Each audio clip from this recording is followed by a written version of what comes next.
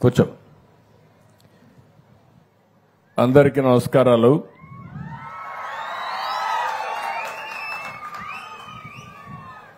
ఈరోజు నేను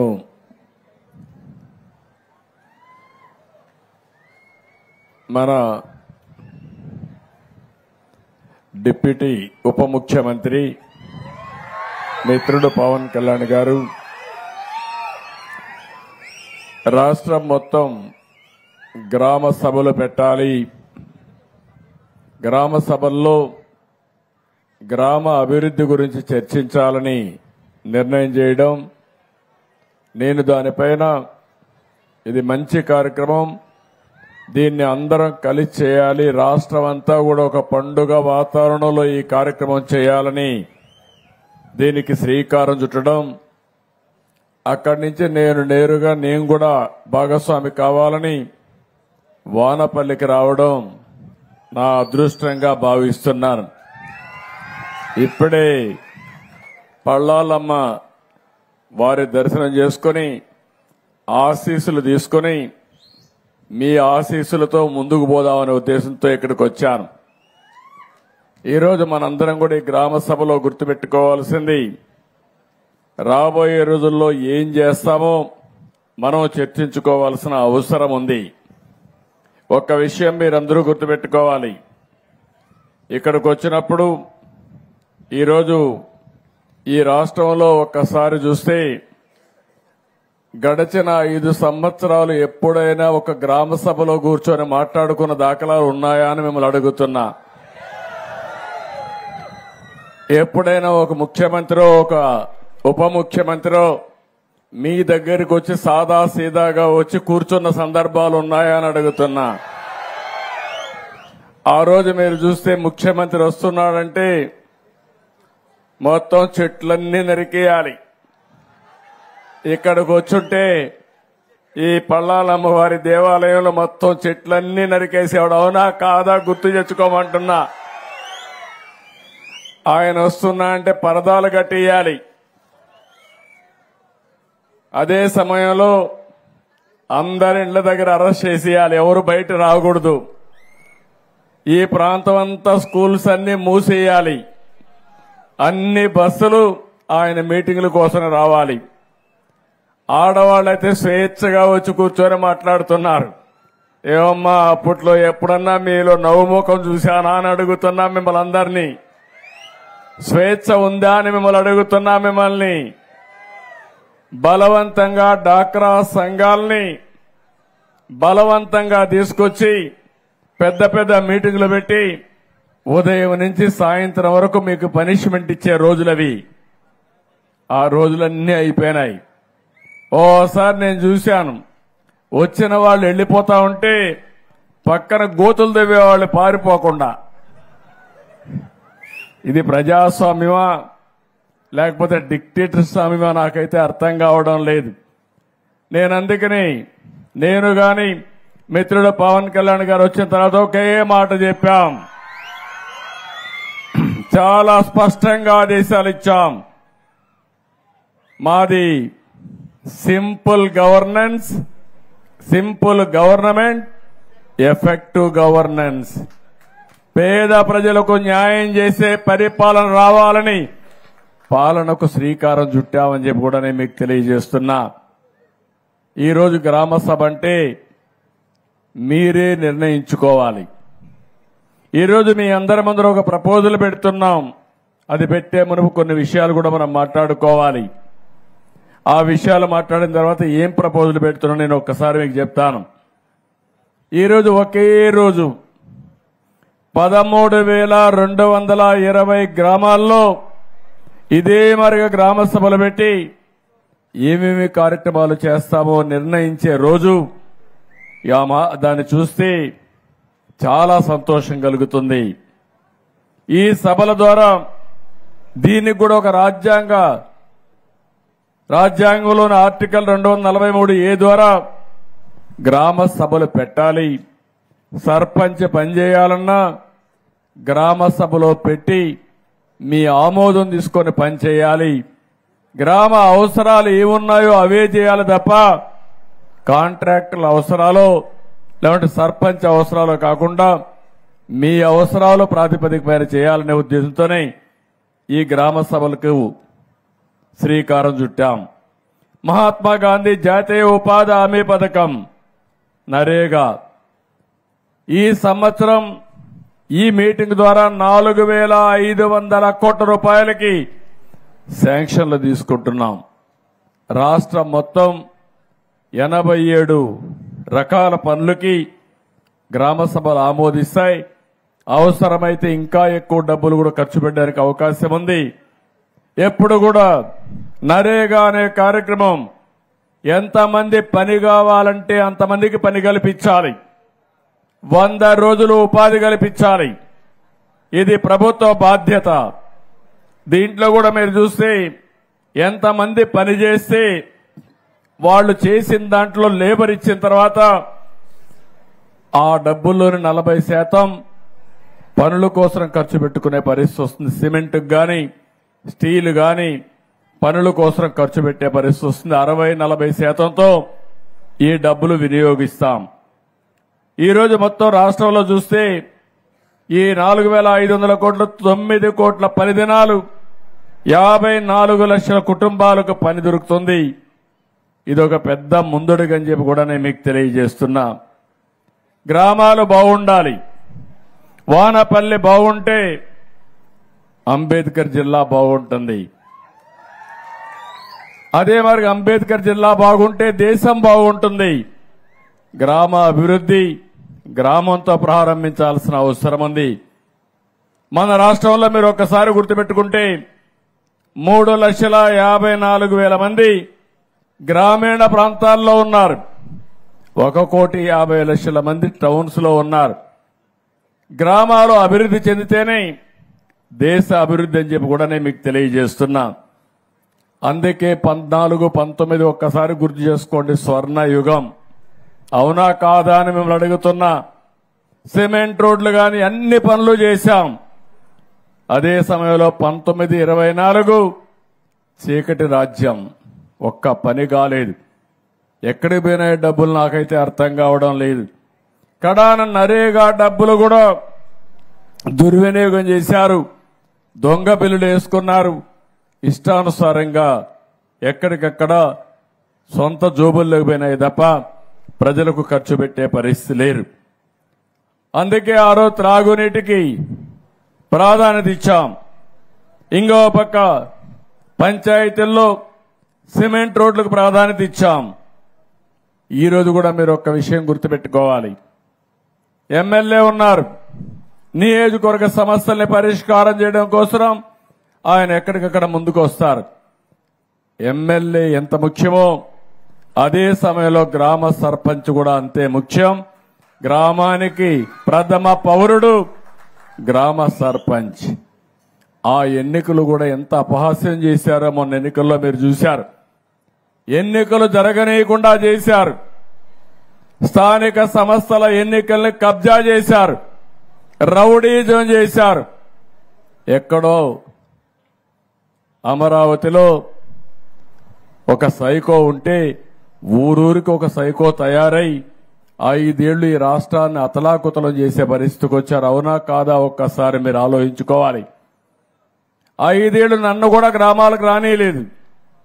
ఈరోజు 3 నెలలు దగ్గర అవుతా ఉంది. 80 రోజులైంది. ఎక్కడన్నా మాజీ ముఖ్యమంత్రి గాని వైఎస్ఆర్ కాంగ్రెస్ నాయకులు గాని అడ్డుకున్నామా ఒక్కసారి మీరు ఆలోచించండి. నేను ఒకటే ఆలోచిస్తున్నాను. ఇలాంటి వ్యక్తులు ఈ సమాజానికి చేటు. అయినా కూడా ఆ ఉద్యమం మీ దగ్గర నుంచి రావాలి. మొన్న ఎన్నికల్లో నేను చూశాను. తెలుగుదేశం పార్టీ పెట్టి 42 సంవత్సరాలు అయింది కానీ మొట్టమొదటిసారిగా 93% గెలిపించి బ్రహ్మరథం పట్టింది. ఈ ప్రజానీకమే బ్రహ్మరథం పట్టారు. అన్ని జిల్లాల్లో 100కు 100% గెలిపించారు. 57% ఓట్లేశారు. అంటే అవతల పాలన ఎంత మీకు బాధ కలిగించిందో, ఎన్ని అసౌకర్యాలు కలిగించాయో అది ఒక ఉదాహరణ మాత్రమే. దరిద్రం మా తమ్ముడు చెప్పినట్టు బాధ కాదు, దరిద్రం. రాష్ట్రానికి పట్టినటువంటి ఒక శని. తమ్ముళ్ళు ఒక విషయం గుర్తుపెట్టుకోవాలా మీరు, ఇప్పుడు కూడా భూతం ఉంది. ఆ భూతాన్ని పూర్తిగా భూస్థాపితం చేస్తే తప్ప ఈ రాష్ట్రానికి ఎవరు మళ్లీ రారు. ఆ విషయం మీరు గుర్తుపెట్టుకోవాలి. మళ్లీ అంటా ఉంది ఆ భూతం లేసి నేను వస్తానని. ఏం చేస్తారు? ఏం చేస్తారు తల్లి? మీకు మంచి కావాలంటే, మీ భవిష్యత్తు ఉజ్వల భవిష్యత్తు కావాలంటే ఇలాంటి భూతాల్ని పూర్తిగా భూమిలో చిరస్థాయిగా ఏం చేయాలి? పాతేయాలి. కాంక్రీట్ కూడా వేయాలి మళ్ళా లేకుండా. అప్పుడే ఇది సాధ్యం అవుతుంది. ఇప్పుడు ఉన్నాడు మిత్రుడు పవన్ కళ్యాణ్ గారు. నేను పోతే మీరు ఒక విషయం చూడండి, మాకంటే గొప్ప వ్యక్తి, పెద్ద చదువుకున్నాడా, నెత్తిన రూపాయి పెట్టి ఆలం వేస్తే ఒక్క పైసాకు పోడు. అలాంటి వ్యక్తి ఏమేం చేశాడో మీరే చూశారు. అందుకే ఈరోజు నేను మిమ్మల్ని అందరినీ కోరేది, మా ఆలోచన ఒకటి, ఒకసారి కంపేర్ చేసుకోవాలి. 2014-19లో 27,444 కిలోమీటర్లు సిమెంట్ రోడ్లు వేశాం. మనం ఉండుంటే 100% సిమెంట్ రోడ్లు అయిపోయేటివి. 5 ఏళ్లలో 6,643 కిలోమీటర్లు వేశారు. మీ గ్రామాల్లో చెత్త ఉంది. ఆ చెత్త కూడా ఒకప్పుడు మీరు చూస్తే మరుగుదొడ్లు లేకుండా రోడ్డు మీద చెత్తేసి రోడ్ని మరుగుదొడ్డుగా వాడుకున్న రోజులవి. నేను అందుకనే స్వచ్ఛ భారత్లో భాగంగా మా ఆడబిడ్డలు బాధపడకూడదని ఆత్మ గౌరవం పేరుతో మరుగుదొడ్లు కట్టించిన ఏకైక ప్రభుత్వం తెలుగుదేశం ప్రభుత్వం. ఆ విషయం మీరు గుర్తుపెట్టుకోవాలి. అదేవిధంగా చెత్త నుంచి సంపద సృష్టించాలని వానపల్లిలో మీ ఇంట్లోనే వచ్చి చెత్త మీ ఊర్లోనే వేస్ట్ కాంపోస్ట్ కింద తయారు చేసి అది మీ పొలాలకు ఉపయోగించుకుంటే లాభదాయకమని అలాంటి కార్యక్రమానికి శ్రీకారం చుట్టాం. ఇలాంటివి దగ్గర రాష్ట్రంలో 9,838 కేంద్రాలు ఏర్పాటు చేసి రంగులు కొట్టుకున్నాడు, రంగుల పిచ్చోడు. కానీ అది ఏమీ ఉపయోగించకుండా చేసే పరిస్థితి వచ్చింది. రంగుల మీద ఉండే పిచ్చ ఈ పేదవాళ్లపైన ధ్యాస లేకుండా చేసే పరిస్థితికి వచ్చాడు. ఆ రోజు గ్రామాల్లో మీరు చూశారు, నేను ఒకటే ఆలోచించాను, ఎల్ఈడి బల్బులన్నీ పెట్టాను. అది కూడా ఆటోమేటిక్ గా లైటింగ్ సిస్టమ్ పెట్టాం. దగ్గర 25,22,000 ఆ రోజు వీధి దీపాలు వెలిగిస్తే ఈ దుర్మార్గుడు వచ్చి వేసిన వీధి దీపాలు 40% వెలగడం లేదు, తీసేసే దొంగలు అవి కూడా తీసుకెళ్లిపోయారు. ఏం చెప్పాలనో అర్థం కాదు. అంటే ఎలాంటి పాలన ఈ రాష్ట్రానికి అరిష్టం. ఆ విషయం మీరు గుర్తుపెట్టుకోవాలి. పంచాయతీ నిధులు ఈరోజు ఇక్కడ సర్పంచ్ ఉన్నాడు, ఉత్సవ విగ్రహంగా తయారు చేశారు ఆయన్ని. ఫైనాన్స్ కమిషన్ ఇచ్చే డబ్బులు ఇవ్వకుండా డైవర్ట్ చేసుకున్నారు, వేరే పనులు ఖర్చు పెట్టారు. మేము పవన్ కళ్యాణ్ గారు వస్తానే 990 కోట్ల రూపాయలు మొన్నే రిలీజ్ చేశా. మళ్లీ 1,100 కోట్ల రూపాయలు రిలీజ్ చేయబోతున్నాం. అంటే దగ్గర 2,100 కోట్ల రూపాయలు రాబోతుంది. ఇది కాకుండా నరేగా కింద డబ్బులు వస్తాయి. ఇవన్నీ వస్తే గ్రామాల్లో అభివృద్ధి జరుగుతుంది. గ్రామాల్లో అభివృద్ధి కళ ప్రారంభిస్తామని చెప్పి కూడా నేను మీకు తెలియజేస్తున్నా. పంట కుంటలు 8,97,000 తవ్వాం. 5 ఏళ్లలో ఒకటి లేదు. హార్టికల్చర్ పనులైతే 3,60,000 ఎకరాలకు ఇచ్చాం. 5 ఏళ్లలో 1 ఎకరాకి ఇవ్వాల. ప్రతి ఒక్క దిక్కడ ఏవైతే ఈరోజు మహాత్మా గాంధీ జాతీయ గ్రామీణ ఉపాధి హామీ పథకం ఉందో నోటీస్ బోర్డులు పెట్టాం. ఊర్లలో సోషల్ ఆడిట్ చేశాం, ప్రజా చైతన్యం తీసుకొచ్చాం. 5 ఏళ్లలో ఎక్కడ చేశాడో ఎవడికి తెలియదు. ఎక్కడ భోంచేశారో ఎట్లా అరిగిందో కూడా నాకైతే అర్థం కావడంలా. అలాంటి దుర్మార్గమైన కార్యక్రమాలు చేసే పరిస్థితికి వచ్చారు. ఎన్టీఆర్ జలసిరి కింద 32,693 బోర్లేసి పంప్ సెట్లు పెట్టాం. ఈయన కూడా మాట్లాడి 2,550 పంప్ సెట్లు మాత్రం పెట్టే పరిస్థితికి వచ్చారు. ఆ రోజు మీరు చూస్తే ఓడీఎఫ్కి వెళ్ళాం. 18లోనే ఓడీఎఫ్ డిక్లేర్ చేసి ఓడీఎఫ్ ప్లస్ అనే కార్యక్రమంతో ముందుకు పోతే కనీసం వచ్చిన డబ్బులు స్వచ్ఛ భారత్లో ₹1 ఖర్చు పెట్టుకునే పరిస్థితులు లేరు. అందుకే నేను మిమ్మల్ని అందరినీ ఒకటే కోరుతున్నా, ఈరోజు రాబోయే 5 సంవత్సరాల్లో 17,500 కిలోమీటర్లు సిమెంట్ రోడ్లు అయిపోతున్నాం. ఈరోజు ఈ గ్రామంలో వానపల్లిలో ఒకటే హామీ ఇస్తున్నా, ఈ 2-3 ఏళ్లలో ప్రతి ఒక్క వీధికి సిమెంట్ రోడ్ వేసే బాధ్యత మాది. మట్లో తిరిగే పని లేదు. ఏం తమ్ముడు, అన్ని గ్రామాలు ఇక్కడే కాదు, వానపల్లె కాదు, వానపల్లి పంచాయతీ రాష్ట్రంలో అన్ని పంచాయతీలు చేస్తాం. 5 ఏళ్లలో మీ ఇంటికి పోవాలంటే ఎక్కడి నుంచి వచ్చినా మట్టి అంటకుండా మీ కాళ్ళు నేరుగా ఇంటికి పోయేట్టుగా చేసే బాధ్యత మాది. ఎందుకు ఇది సాధ్యం కాలేదని నేను అడుగుతున్నా. ఇంకో పక్క మీరు ఒకసారి చూస్తే ఇది అవుతానే సిమెంట్ డ్రైన్స్, ఏవైతే గ్రామంలో మురికి కాలువలు కావాలి, మురికి కాలువలు లేకపోతే సిమెంట్ రోడ్లు వచ్చిన తర్వాత ఆ నీళ్లన్నీ ఇంటి ముందరుంటే చాలా భయంకరంగా ఉంటుంది. అందుకే మురికి కాలువల పైన ప్రాధాన్యత పెడుతున్నాం. 10,000 కిలోమీటర్ల మురికి కాలువలు నిర్మాణం చేసే బాధ్యత తీసుకుంటాం.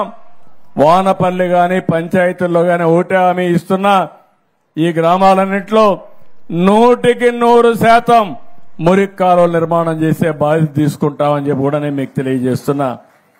ఇది కాకుండా ఇంకో పక్కన 2,500 కిలోమీటర్ల బీటీ రోడ్డు వేస్తాం.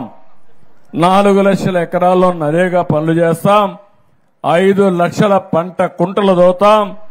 ఇవి కాకుండా మీ పశువుల కోసం షెడ్లు కట్టడానికి ఆవులుంటే ఆవులకు గాని, గేదెలుంటే గేదెలకు గాని, మేకలకు గాని షెడ్లు కట్టడానికి ఆ రోజు ఆర్థిక సహాయం చేశాం.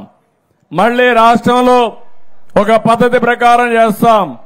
1,50,000కు శ్రీకారం చుడతాం. ఈ గ్రామంలో నేను వచ్చాను కాబట్టి 100% ఎవరెవరికి షెడ్లు కావాలో కట్టించే బాధ్యత మాదని మీ అందరికీ హామీ ఇస్తున్నా. ఈ కార్యక్రమమే కాకుండా చెత్త నుంచి సంపద సృష్టించే కార్యక్రమం.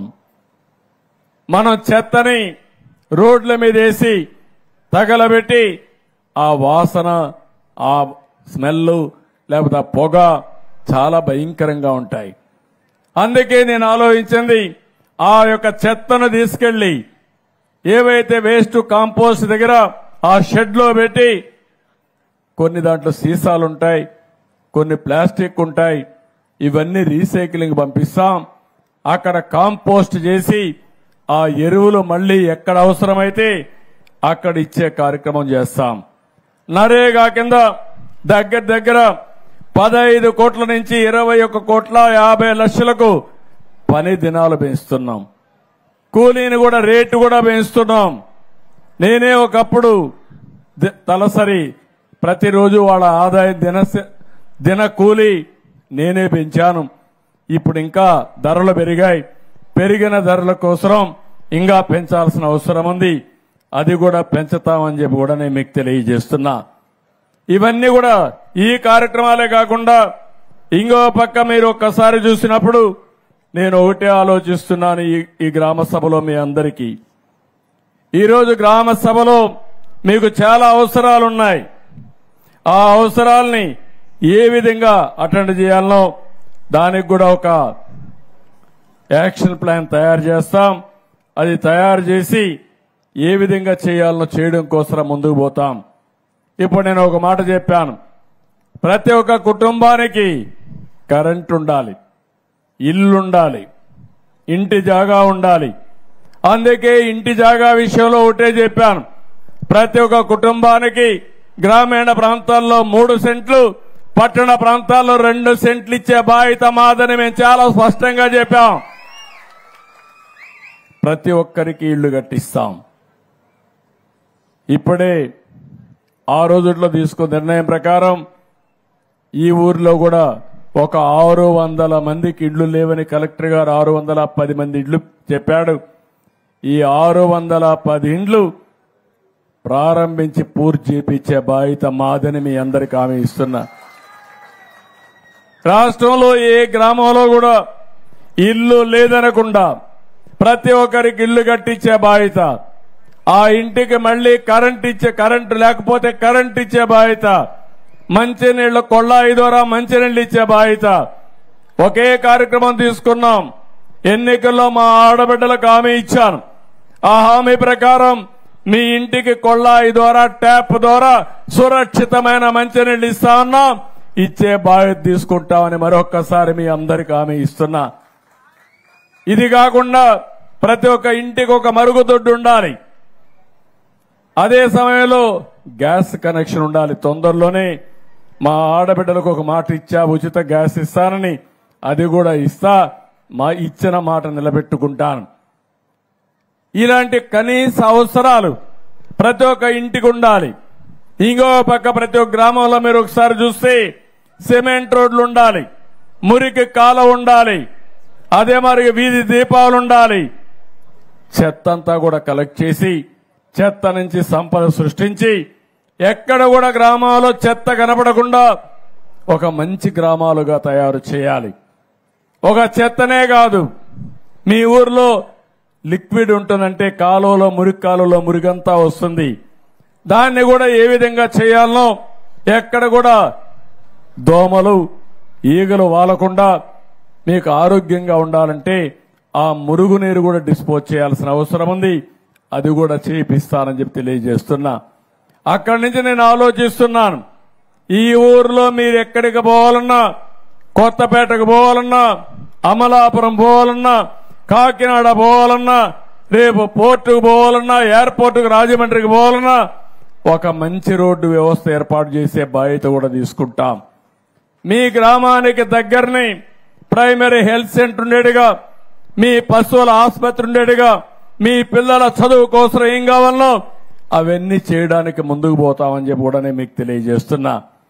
ఇవన్నీ అవసరాలు. ఇవి ఎన్నో సంవత్సరాలుగా చేసుకోలేకపోయాం. ఈ రోజు రోడ్లు చూశారు. 5 సంవత్సరాల్లో ఒక్క పైసా డబ్బులు ఖర్చు పెట్టకుండా అన్ని రోడ్లు గోతులు పడ్డాయి. ఇప్పుడు గోతులను చూస్తామంటే ఏం చేయాలని అర్థం కావడం లేదు. భయంకరంగా దానికి డబ్బులు లేని పరిస్థితి వచ్చింది. 10 లక్షల కోట్ల రూపాయలు అప్పులతో ప్రారంభించాం. జీతాలు కూడా ఇవ్వలేని పరిస్థితి, కనీసం పేదవాడికి పింఛన్ ఇవ్వలేని పరిస్థితి. కానీ మనసుంది ఈ ప్రభుత్వానికి. అదే సమయంలో మీరు ఒక మంచి నిర్ణయం చేశారు. ఆ నిర్ణయం 21 మందిని ఎంపీలు గెలిపించారు ఎన్డీఏకి. ఆ 21 మంది కేంద్రంలో కూడా మన సహకారం కీలకమయ్యే పరిస్థితి వచ్చింది. ఎన్డీఏలను ఉన్నాం. మీరిచ్చిన గుర్తింపు మీ సంక్షేమానికి ఉపయోగించాలని, ఈ రాష్ట్ర అభివృద్ధి కోసం ఉపయోగించాలని ముందుకు పోతున్నాం. అందుకే ఇవన్నీ కూడా ఒక నిర్దిష్టమైన కార్యక్రమాలతో ఈరోజు ఒక దీనికోసం ముందుకు పోయే పరిస్థితికి వచ్చాం. మొన్నే మీరు చూశారు, నేను మొదటిసారి 5 సంతకాలు పెట్టాను. మొదటి సంతకం మా తమ్ముళ్లకు ఉపాధి కల్పించడానికి డిఎస్సి, మెగా డిఎస్సి 16,347 ఉద్యోగాలు ఇప్పిస్తున్నాం. రెండోది పెట్టుబడులు తెస్తాం. నేను ఒక మాట ఇచ్చాను, నా ఆలోచన అంతా ఈ యువతకు ఉపాధి కల్పిస్తే ప్రపంచాన్ని జయించే శక్తి ఈ పిల్లలకుంది, అది చేసి చూపిస్తానని చెప్పి కూడా నేను మీ అందరికీ హామీ ఇస్తున్నా. ఇది కాకుండా రెండో సంతకం ల్యాండ్ టైటిలింగ్ యాక్ట్ రద్దు చేసని పెట్టా. మీరందరూ చూస్తున్నారు. ఇప్పుడు కూడా మీది పట్టాదారు పుస్తకం మీది. మీ నాన్నో మీ తాతో భూమి ఇచ్చాడు. బొమ్మ ఎవరిది? బొమ్మ ఎవరిది అంటున్నా? ఇది న్యాయమా ఇది అని అడుగుతున్నా మిమ్మల్ని. వాళ్ళ తాత ఇచ్చాడా? వాళ్ళ నాన్న ఇచ్చాడా మీకు ఆ భూమి? కాదు. వేస్తే మీ ఫోటో వేయాలి దానిపైన. అందుకే నేను ఒకటే ఆలోచించాను, అది కూడా నిర్ణయం చేశాం. రాజా ముద్రతో మళ్లీ పట్టాదారు పాసు పుస్తకాలకు మీకు ఇచ్చే బాధ్యత మాది. గవర్నమెంట్ ఎంబ్లం ఉండాలి తప్ప వ్యక్తుల పెత్తనం కాదు, వ్యక్తుల అయిష్టాలు కాదు. ఇంకో పక్కన ల్యాండ్ టైటిలింగ్ యాక్ట్ తీసుకొచ్చాడు. అది చూస్తే నాకే భయం వేస్తా ఉంది. నా భూమి కూడా నా పేరుతో ఉండదు ఆ చట్టంగా అమల్లోకి వస్తే. అలాంటి ఒక భయంకరమైన చట్టాన్ని తీసుకొచ్చాడు.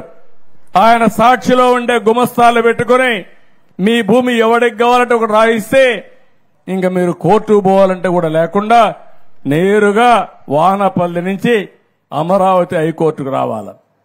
ఎంతమంది వస్తారు హైకోర్టుకు అడుగుతున్నా? ఇలాంటి దుర్మార్గమైన ఆలోచనలు మనందరి జుట్టు పట్టుకొని ఆడించాలనుకుంటే భగవంతుడు ఇప్పుడు అతన్ని ఎక్కడ పెట్టాలో అక్కడ పెట్టే పరిస్థితికి వచ్చారు. అది చరిత్ర అని చెప్పి కూడా నేను మీకు తెలియజేస్తున్నాను. అందుకే నిన్న మొన్న అంటున్నాడు, మీరు హోదా ఇవ్వలేదు కానీ ఆయనకు హోదా కావాలంట, ప్రతిపక్ష హోదా.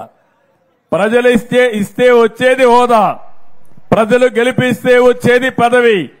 అట్లా కాకుండా దబాయిస్తేనో నేరాలు చేస్తేనో బెదిరిస్తేనో వచ్చేది కాదు. అవునా కాదా అని మిమ్మల్ని అడుగుతున్నా. ఇలాంటి తప్పుడు పనులతో వచ్చే పరిస్థితికి వచ్చాడు. సామాజిక పింఛన్లు, నేను దానికి ఒక పేరు కూడా పెట్టా. పేదల సేవలో మొదటి తారీఖు ప్రతి ఒక్క ఆఫీసర్, ప్రతి ఒక్క పాలిటీషియన్ మొదటి తారీఖున దర్శనం చేసుకోవాల్సింది పేదవాళ్ళని దర్శనం చేసుకోవాలి. వాళ్లకు పింఛన్ ఇవ్వాలి.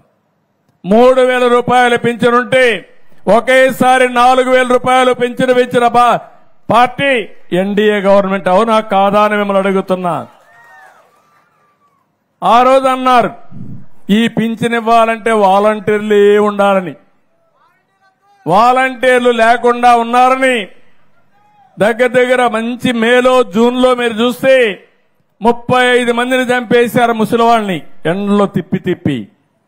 నేనన్నా 1 గంట నాకు అధికారం ఉంటే ఏం చేస్తానో చేసి చూపిస్తానని చెప్పి ఈ రోజు మీరు చూశారు.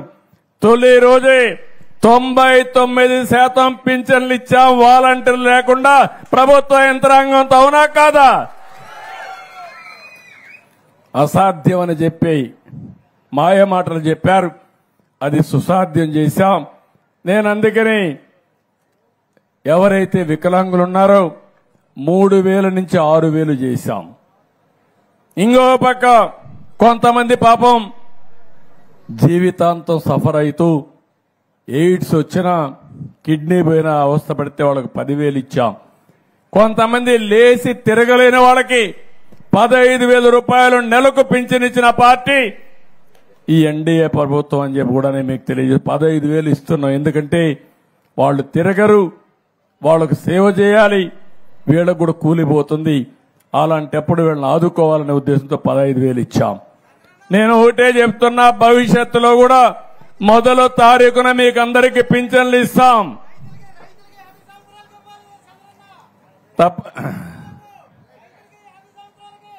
తమ్ముడు డబ్బులు వస్తే అన్ని మీకే ఇచ్చేస్తా.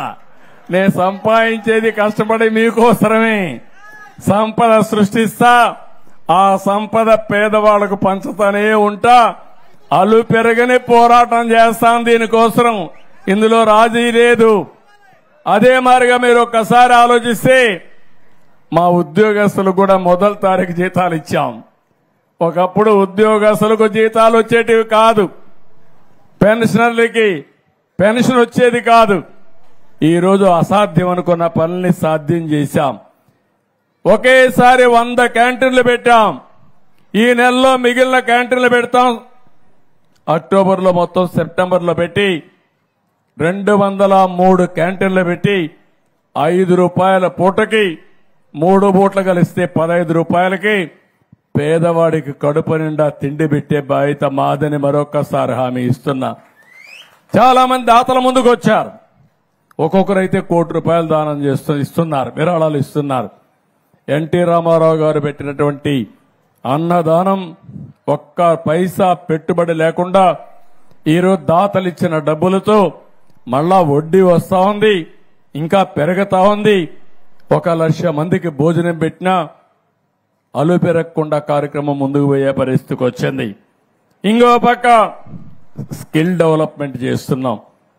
నేను ఒకటే మిమ్మల్ని అందరినీ ఎక్కువ వాళ్ళందరినీ కోరుతున్న, వానపల్లిలో చదువుకున్న యువత చాలా మంది ఉన్నారు. కానీ ఉద్యోగం కావాలంటే కొన్ని నైపుణ్యాలు కూడా కావాలి. ఆ నైపుణ్యాన్ని మనం నేర్చుకోవాలి. అది నేర్చుకుంటే మీ ఆదాయం రెట్టింపు కానీ ఎక్కువ ఆదాయం వచ్చే పరిస్థితి వస్తుంది. అందులో అనేక రకాలుగా ఉంటాయి. నేను ఒకసారి స్కిల్ సెన్సస్ చేసి అందరి యొక్క నైపుణ్యాన్ని ఏ విధంగా పెంచాలి, ఎలాంటి నైపుణ్యాలు భవిష్యత్తుకు అవసరం, అలాంటి కార్యక్రమాలు కూడా ఆలోచిస్తున్నానని చెప్పి కూడా నేను మీకు తెలియజేస్తున్నా. ఇక్కడనే ఇంకొక మాట కూడా మీకు చెప్పాలి. ఈరోజు టెక్నాలజీ వచ్చింది. మా చెల్లెమ్మ అయితే మొత్తం రికార్డు చేస్తా ఉంది. మొత్తం మీటింగ్ అంతా రికార్డు చేస్తుంది అక్కడ కూర్చొని నిలబడుకొని. ఇలాంటి వాళ్ళు ఫోటో కావాలంటే సెల్ఫీలు తీసుకుంటున్నారు. అదే మరిగా అనేక విధాలుగా బెనిఫిట్స్ వచ్చాయి. టెక్నాలజీ ఏ లెవెల్కి వెళ్ళిందంటే మీ ఊర్లో ఎక్కడైనా దోమ ఉంది అంటే ఆ దోమను చూసి ఆ దోమ పైనే మందు కొట్టి చంపే పరిస్థితికి వస్తా ఉంది, నివారించే పరిస్థితికి వస్తా ఉంది. ఈరోజు మీ పొలంలో ఏదైనా పొలంలో పంట ఉంటే పంటకు తెగులు వచ్చిందా లేదా మీకు తెలియకపోతే ఒక యాప్ డౌన్లోడ్ చేసుకుని ఆ పంట ఫోటో తీసి పెడితే తెగులుందో లేదో చెప్తుంది. తెగులుందని చెప్తే పొలమంతా మందు కొట్టకుండా ఎక్కడ తెగులుందో అక్కడనే డ్రోన్ పంపిస్తే అక్కడనే మందు కొట్టి దాన్ని కంట్రోల్ చేసే పరిస్థితి వస్తుంది. అంటే మీరు గుర్తుపెట్టుకోవాలి, ఈరోజు మనం తినే పంట ఎరువుల పంట, లేకపోతే క్రిమి సంహారక మందులు వేసి అదంతా కూడా మనం తింటున్నాం. అంటే మెడిసిన్స్ అన్ని మన కడుపులోకి పోతున్నాయి. ఇలాంటిగాని వస్తే ఇప్పటికే మీరు చూస్తున్నారు. నేను ప్రకృతి సేద్యం కోసం ముందుకు పోయాను. 12 లక్షల ఎకరాల్లో ఈరోజు ప్రకృతి సేద్యం జరుగుతా ఉంది. ఈ 5 ఏళ్లలో 20 లక్షల మంది రైతులు 50 లక్షల ఎకరాల్లో ప్రకృతి సేద్యానికి శ్రీకారం చుట్టబోతున్నారు. ఇక్కడ నేను ఒకటే ఆలోచిస్తున్నా, తక్కువ ఖర్చు కావాలి వ్యవసాయానికి, పెట్టుబడి తగ్గించాలి, ఆదాయాన్ని పెంచాలి, ఆదాయం ఎక్కువ వచ్చే పంటలకు మీరు వెళ్ళాలి. ఇలాంటి వినూత్నమైన ఆలోచనలు ఈ గ్రామ సభలో చేస్తే మీ ఆదాయం పెరుగుతుంది, తద్వారా మీ జీవితాలు బాగుంటాయని చెప్పి కూడా నేను మీకు తెలియజేస్తున్నా. నేను ఉచిత ఇసుక ఇస్తానని చెప్పాం. ఈరోజు ఉచిత ఇసుక విధానానికి శ్రీకారం చుట్టాం. ఈరోజు మీ పక్కనే గోదావరి ఉంది, కానీ గోదావరి ఉంది మీకు ఇసుక దొరకన ఇబ్బందులు వచ్చాయి. భవిష్యత్తులో ఒకటే హామీ ఇస్తున్నా, మీ ఇంటికి మీరు మీ పంచాయతీలో ఇసుక కావాలని ఒక లెటర్ పెడితే మీ ఇంటికే వచ్చే విధానానికి శ్రీకారం చుడతా. ఖర్చులు అక్కడ సీనరేజీ ఆ ట్రాన్స్పోర్ట్ తప్ప ఒక్క పైసా భారం మీ మీద పడకుండా ఎక్కువ మీకు ఇసుక సరఫరా చేసే బాధ్యత మాదని మీ అందరికీ హామీ ఇస్తున్నా. దీంట్లో చిన్న చిన్న సవాళ్లున్నాయి. కొంతమంది ట్రాన్స్పోర్టర్లు కోరుతున్నా, మీరు కూడా గుర్తుపెట్టుకోవాలి, మీ వ్యాపారాలు జరగాలి కానీ పేద ప్రజల్ని వేధించే మార్గం ఉండకూడదు. మీరు రావడం 2-3 రోజులు ఆ లారీ అక్కడ పెట్టుకోవడం, అక్కడి నుంచి 2 రోజుల వెయిటింగ్ ఛార్జీలు కూడా ఎవరైతే వినియోగదారు ఉన్నాడో ఇసుక కావాలని వాళ్ళు ఎత్తినేసే పరిస్థితికి వచ్చారు. అందుకే నేను ఒకటే మాట చెప్పాను, ఎవరు కావాలన్నా ఇసుక బుక్ చేసుకుంటారు, లారీ వస్తుంది, ఆ లారీలో 1 గంట లోడ్ చేస్తారు, నేరుగా తీసిపి వదిలేసి వస్తారు. ఒక నూతనమైన విధానానికి శ్రీకారం చుట్టాం. సెప్టెంబర్ 11 నుంచి ఈ విధానానికి శ్రీకారం చుట్టి ఇప్పుడు కూడా రిజిస్ట్రేషన్ చేసుకోమన్నాం. రిజిస్ట్రేషన్ చేసుకుంటేనే ఇసుక నేరుగా మీ ఇంటికి వచ్చే విధానం. మీ సచివాలయానికి పోయి మీకు ఎంత ఇసుక కావాలనో ఆ ఇసుక రిజిస్ట్రేషన్ చేసుకుని డబ్బులు కట్టేస్తే నేరుగా లారీతో మీకు వస్తుంది. మీరే లారీ తీసేపోయి తీసుకొచ్చుకుంటామంటే దానికి కూడా మీకు ఒక టోకెన్ ఇస్తారు, మీరే పోయి తెచ్చుకోవచ్చు అని చెప్పి నేను మీకు తెలియజేస్తున్నా. ట్రాక్టర్ అవసరమైతే ట్రాక్టర్ కూడా తీసుకుపోయి మీరే తెచ్చుకోవచ్చు. ఇంకో పక్క ఈ సంవత్సరం వర్షాలు కూడా పడ్డాయి. నిన్న కూడా వర్షం పడింది, నేను వచ్చే వరకు వర్షం పడతా ఉంది, శుభ సూచకం. వరుణ దేవుడు కూడా కరుణించాడు. ఇంకా రాబోయే రోజుల్లో కరువు అనే మాట లేకుండా చేసుకోవడానికి శ్రీకారం చుడుతున్నాం. మీ పక్కనే పోలవరం ఉంది. పోలవరం రాష్ట్రానికి ఒక వరం. కానీ దుర్మార్గుడు వచ్చి అక్కడ పోలవరాన్ని కూడా గోదావరిలో కలిపేశాడు. డయాఫామ్ వాల్ నాశనం అయిపోయింది. కాఫర్ డ్యాములు దెబ్బతిన్నాయి. గైక్ బండ్ దెబ్బతినింది. 2021కి అయిపోవలసిన ప్రాజెక్టు ఈరోజు మొత్తం పడకేసే పరిస్థితి వచ్చింది. మొన్నే 2 సార్లు ఢిల్లీకి వెళ్ళా, కేంద్ర మంత్రిని కన్విన్స్ చేశాం, ఎక్స్పర్ట్ కమిటీ వేశారు. ఈ దుర్మార్గుడు చేసిన పనికి మళ్ళా డయాఫామ్ వాళ్ళు కొత్తది కట్టాల్సి వస్తా ఉంది. కొత్తది కట్టకపోతే ఒకవేళ ఏదైనా ప్రమాదం జరిగితే తూర్పు గోదావరి జిల్లా, పశ్చిమ గోదావరి జిల్లా 2 కూడా మునిగిపోయే పరిస్థితి, కొట్టుకుపోయే పరిస్థితికి వస్తాయి. అందుకని 440 కోట్ల రూపాయలతో ఆ రోజు పూర్తి చేశాం. అది పోయింది. ఇప్పుడు 990 కోట్ల రూపాయల అదనపు భారం పడతా ఉంది. అయినా కూడా పర్వాలేదు, మీ క్షేమం కోసం కొత్త డయాఫామ్ వాల్ ప్రారంభిస్తాం. తొందరలోనే వీలైనంత తొందరలో పోలవరాన్ని పూర్తి చేసి మీకు 3 పంటలు కావాలని మీకు ఇస్తాం. రాష్ట్రానికి మొత్తం నీటి సరఫరా చేసే బాధ్యత ఈ పోలవరం తీసుకుంటుందని చెప్పి కూడా మీకు తెలియజేస్తున్నా. ఇది కాకుండా మొన్నే రైతులకి 1674 కోట్ల రూపాయలు ధాన్యం బకాయిలు చెల్లించాం. భవిష్యత్తులో ఒకటే చెప్తున్నాను, మీరు ధాన్యం ఇచ్చినటువంటి 2 రోజులకు 48 గంటల్లో మీకు డబ్బులు ఇచ్చే బాధ్యత మాదని మీ అందరికీ హామీ ఇస్తున్నా. ఒక నిర్దిష్టమైన విధానాలతో ఈ ప్రభుత్వం మేము ముందుకు వస్తాం. ఎక్కడికక్కడ ఒక బాధ్యతాయుతంగా జవాబుదారీతనంతో కార్యక్రమాలు చేస్తాం. ఎంత దుర్మార్గం అంటే కేంద్రం కొన్ని వేల కోట్ల రూపాయలు వివిధ కార్యక్రమాలకు ఇస్తారు. ఆ డబ్బులంతా డైవర్ట్ చేయడం, దుర్వినియోగం చేయడం. ఇప్పుడు కేంద్రం డబ్బులు కూడా ఇవ్వలేని పరిస్థితి వచ్చింది. ఇవ్వమని చెప్పారు, నిలిపేశారు. మొన్న నేను ఢిల్లీకి పోయి అడిగితే మీ రాష్ట్రంలో మేము ఇచ్చిన డబ్బులకు అకౌంట్ చెప్పడం లేదు, ఏమైనా మాకు తెలియదు, కాబట్టి మేము డబ్బులు ఇవ్వమంటే దానికి కూడా జవాబుదారీతనం తీసుకుని ఎప్పటికప్పుడు ఆ డబ్బులన్నీ పే చేసి మళ్ళా ఆ అకౌంట్స్ అని తీసి వాళ్ళకి ఇచ్చి కొత్తగా డబ్బులు కూడా తీసుకొస్తున్నామని చెప్పి కూడా నేను మీకు తెలియజేస్తున్నా. ఇలాంటివన్నీ కూడా మనం చేసి మనం ముందుకు పోయే పరిస్థితికి వచ్చాం. ఇక్కడికి వచ్చినప్పుడు ఒక విషయం మీరు గుర్తుపెట్టుకోవాలి. ఈ గ్రామానికి వచ్చినప్పుడు ఇక్కడ సమస్యలు కొన్ని ఉన్నాయి. ఈ సమస్యల్ని ఇప్పుడే మన వాళ్ళు ఒక 10 కోట్ల రూపాయలకి 16 వర్కులు ఇచ్చారు మొత్తం పంచాయతీ అంతా. ఈ గ్రామంలో సీసీ రోడ్లు 12 వేయాలని, 9.3 కిలోమీటర్లు వేయాలని, దీనికి 5,60,00,000 అవుతుంది. అదే మరిగా మురికి కాలువలు 5 చేయాలని, 4.5 కిలోమీటర్లు చేయాలని, దీనికి 2.2 కోట్లు అవుతుంది. అంటే 2,20,00,000 అవుతుంది. ఇది కాకుండా గ్రావెల్ రోడ్లకు 2 కావాలి, 3.5 కిలోమీటర్లు వేయాలి, 35 లక్షలు అవుతుంది. ఇది కాకుండా 10 ఏవైతే నేను చెప్పానో పశువులకు కావలసిన కొట్టాలు వేయడానికి 25 లక్షల రూపాయలు అవుతుంది. దగ్గర దగ్గర 10 మంది 10 ఎకరాల్లో హార్టికల్చర్ పెట్టుకుంటామన్నారు, దీనికి 10,50,000 అవుతుంది. ఇది కాకుండా మీరు చూస్తే అవెన్యూ ప్లాంటేషన్ వీటన్నిటికీ దగ్గర దగ్గర 8 లక్షలు అవుతుంది చెట్లు పెట్టడానికి. ఇంకో పక్కన పని కల్పించడానికి ట్రెంచులు తవ్వడానికి ఒక 9 లక్షలు అవుతుంది. అదేవిధంగా కొంతమంది రెయిన్ వాటర్ హార్వెస్టింగ్ కోసం ఒక 5.5 లక్షలు అవుతుంది. కమ్యూనిటీ సోక్ పిట్స్ అంటే ఈ నీళ్లన్నీ ఎక్కడికక్కడ సింక్ చేయడానికి దీనికి కూడా ఒక 1,20,000 అవుతుంది. ఇవి కాకుండా కొంతమంది ఇండివిజువల్ గా మేము కూడా దూకోవాలన్నారు, మరుగుదొడ్డు కోసం అలాంటి వారికి సోకు పెట్టి దొగితే ఒక 60 లక్షలు కావాలన్నారు. ఇవి కాకుండా ఇంకొక పక్క దగ్గర దగ్గర 600 మీటర్లు మట్టి మురం రోడ్డు కావాలన్నారు. దీనికి కూడా 3,60,000 అవుతుంది. ట్యాంక్ రిపేరుకు ఒక 12 లక్షలు అవుతుంది.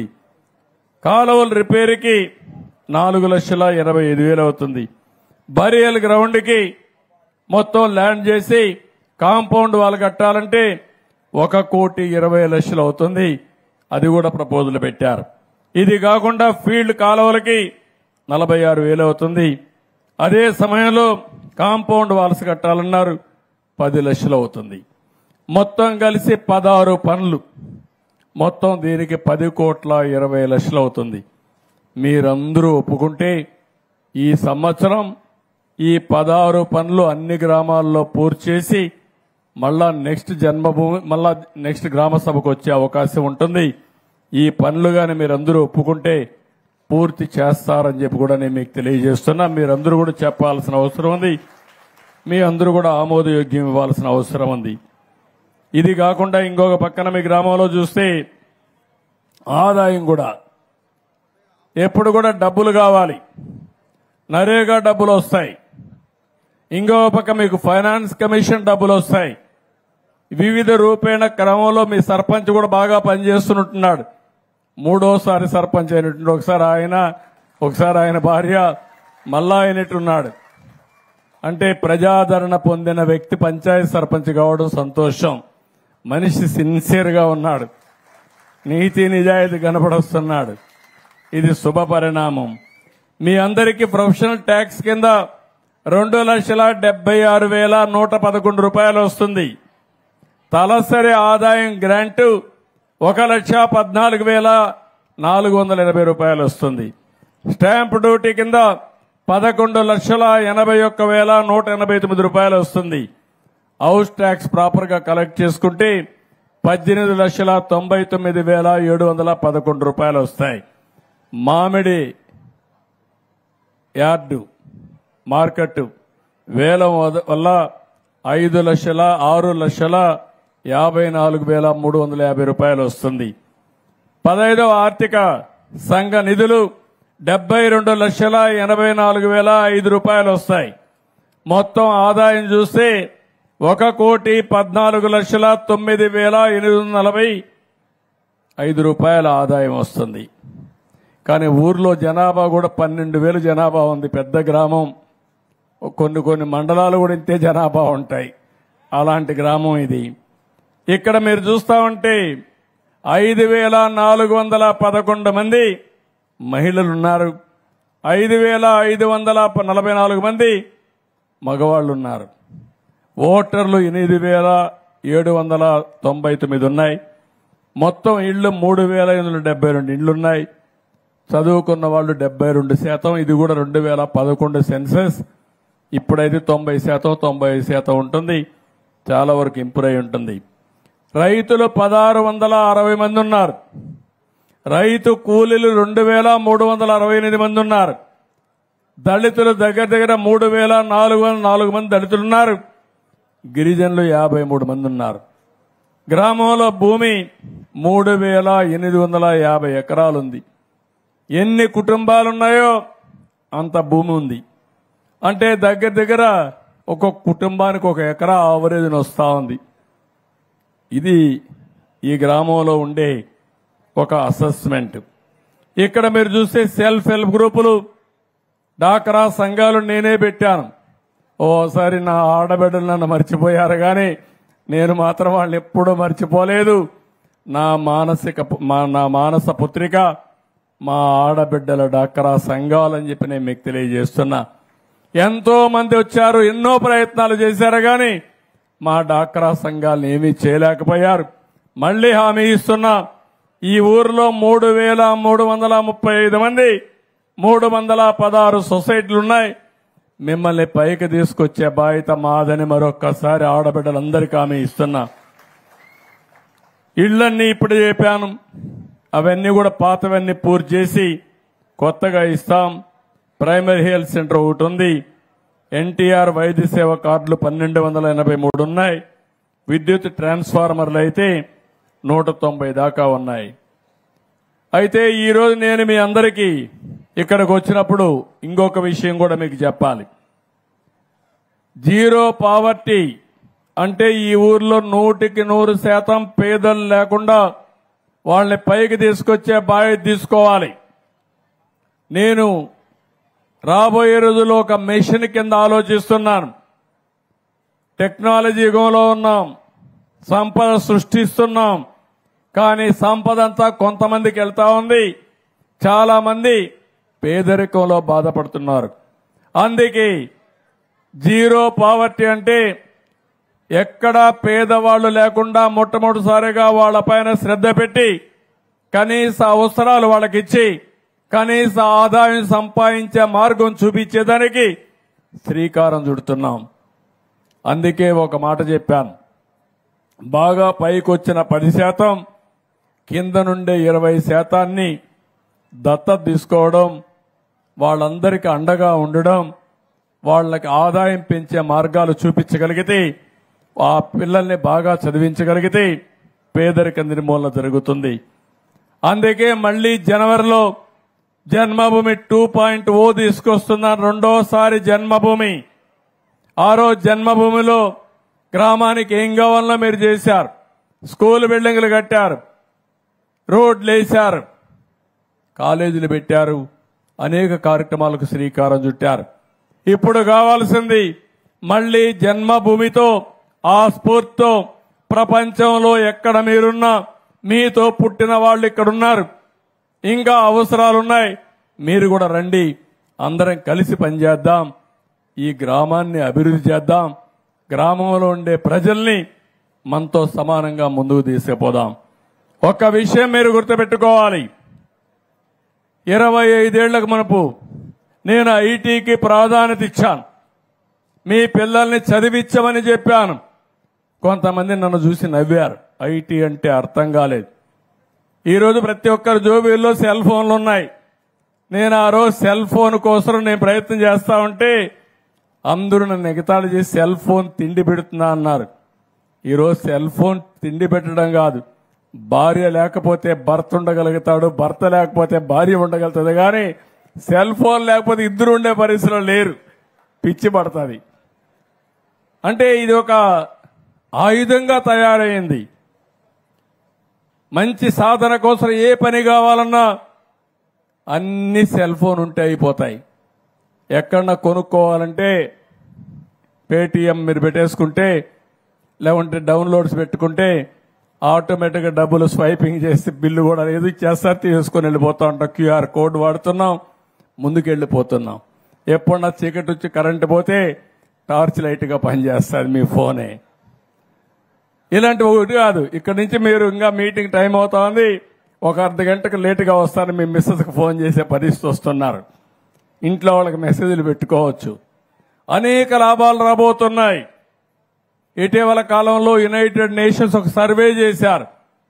భారతదేశంలో టెక్నాలజీ అడాప్ట్ చేసుకుని పేదరిక నిర్మూలన జరిగింది.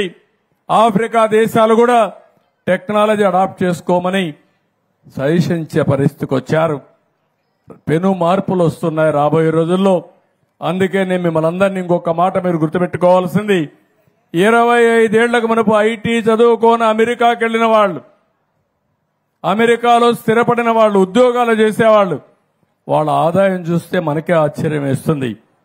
$1,19,000 వాళ్ళకు వస్తుంది. 1,19,000 ఇంటూ ₹80 ₹90 వేసుకుంటే దగ్గర ₹1 కోటి ఆదాయం ఆవరేజ్ వస్తుంది వాళ్లకు. అదే అమెరికాలో ఉండే తెల్లవాళ్లు చూస్తే వాళ్ళ ఆదాయం మన వాళ్ళల్లో సగం $65,000. అది ఇన్ఫర్మేషన్ టెక్నాలజీతో వచ్చిన ప్రాముఖ్యత. నేను ఇచ్చిన ఆలోచన కొంతమంది తీసుకున్నారు.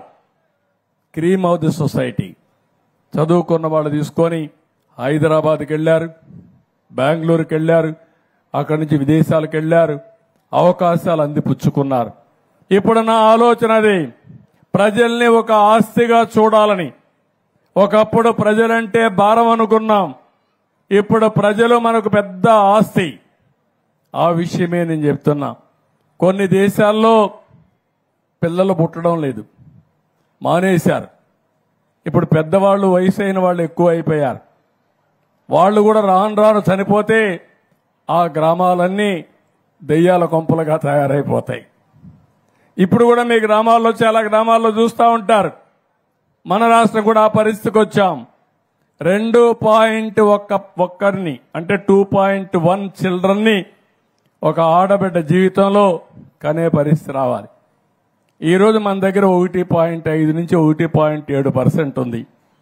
అంటే దీని అర్థం ఏంటంటే పుట్టే వాళ్ళ సంఖ్య తగ్గిపోతా ఉంది, చనిపోయే వాళ్ళ సంఖ్య పెరుగుతా ఉంది. భవిష్యత్తులో ముసలి వాళ్ళ సంఖ్య పెరుగుతుంది, కుర్రాళ్లు కనపడే పరిస్థితి లేదు.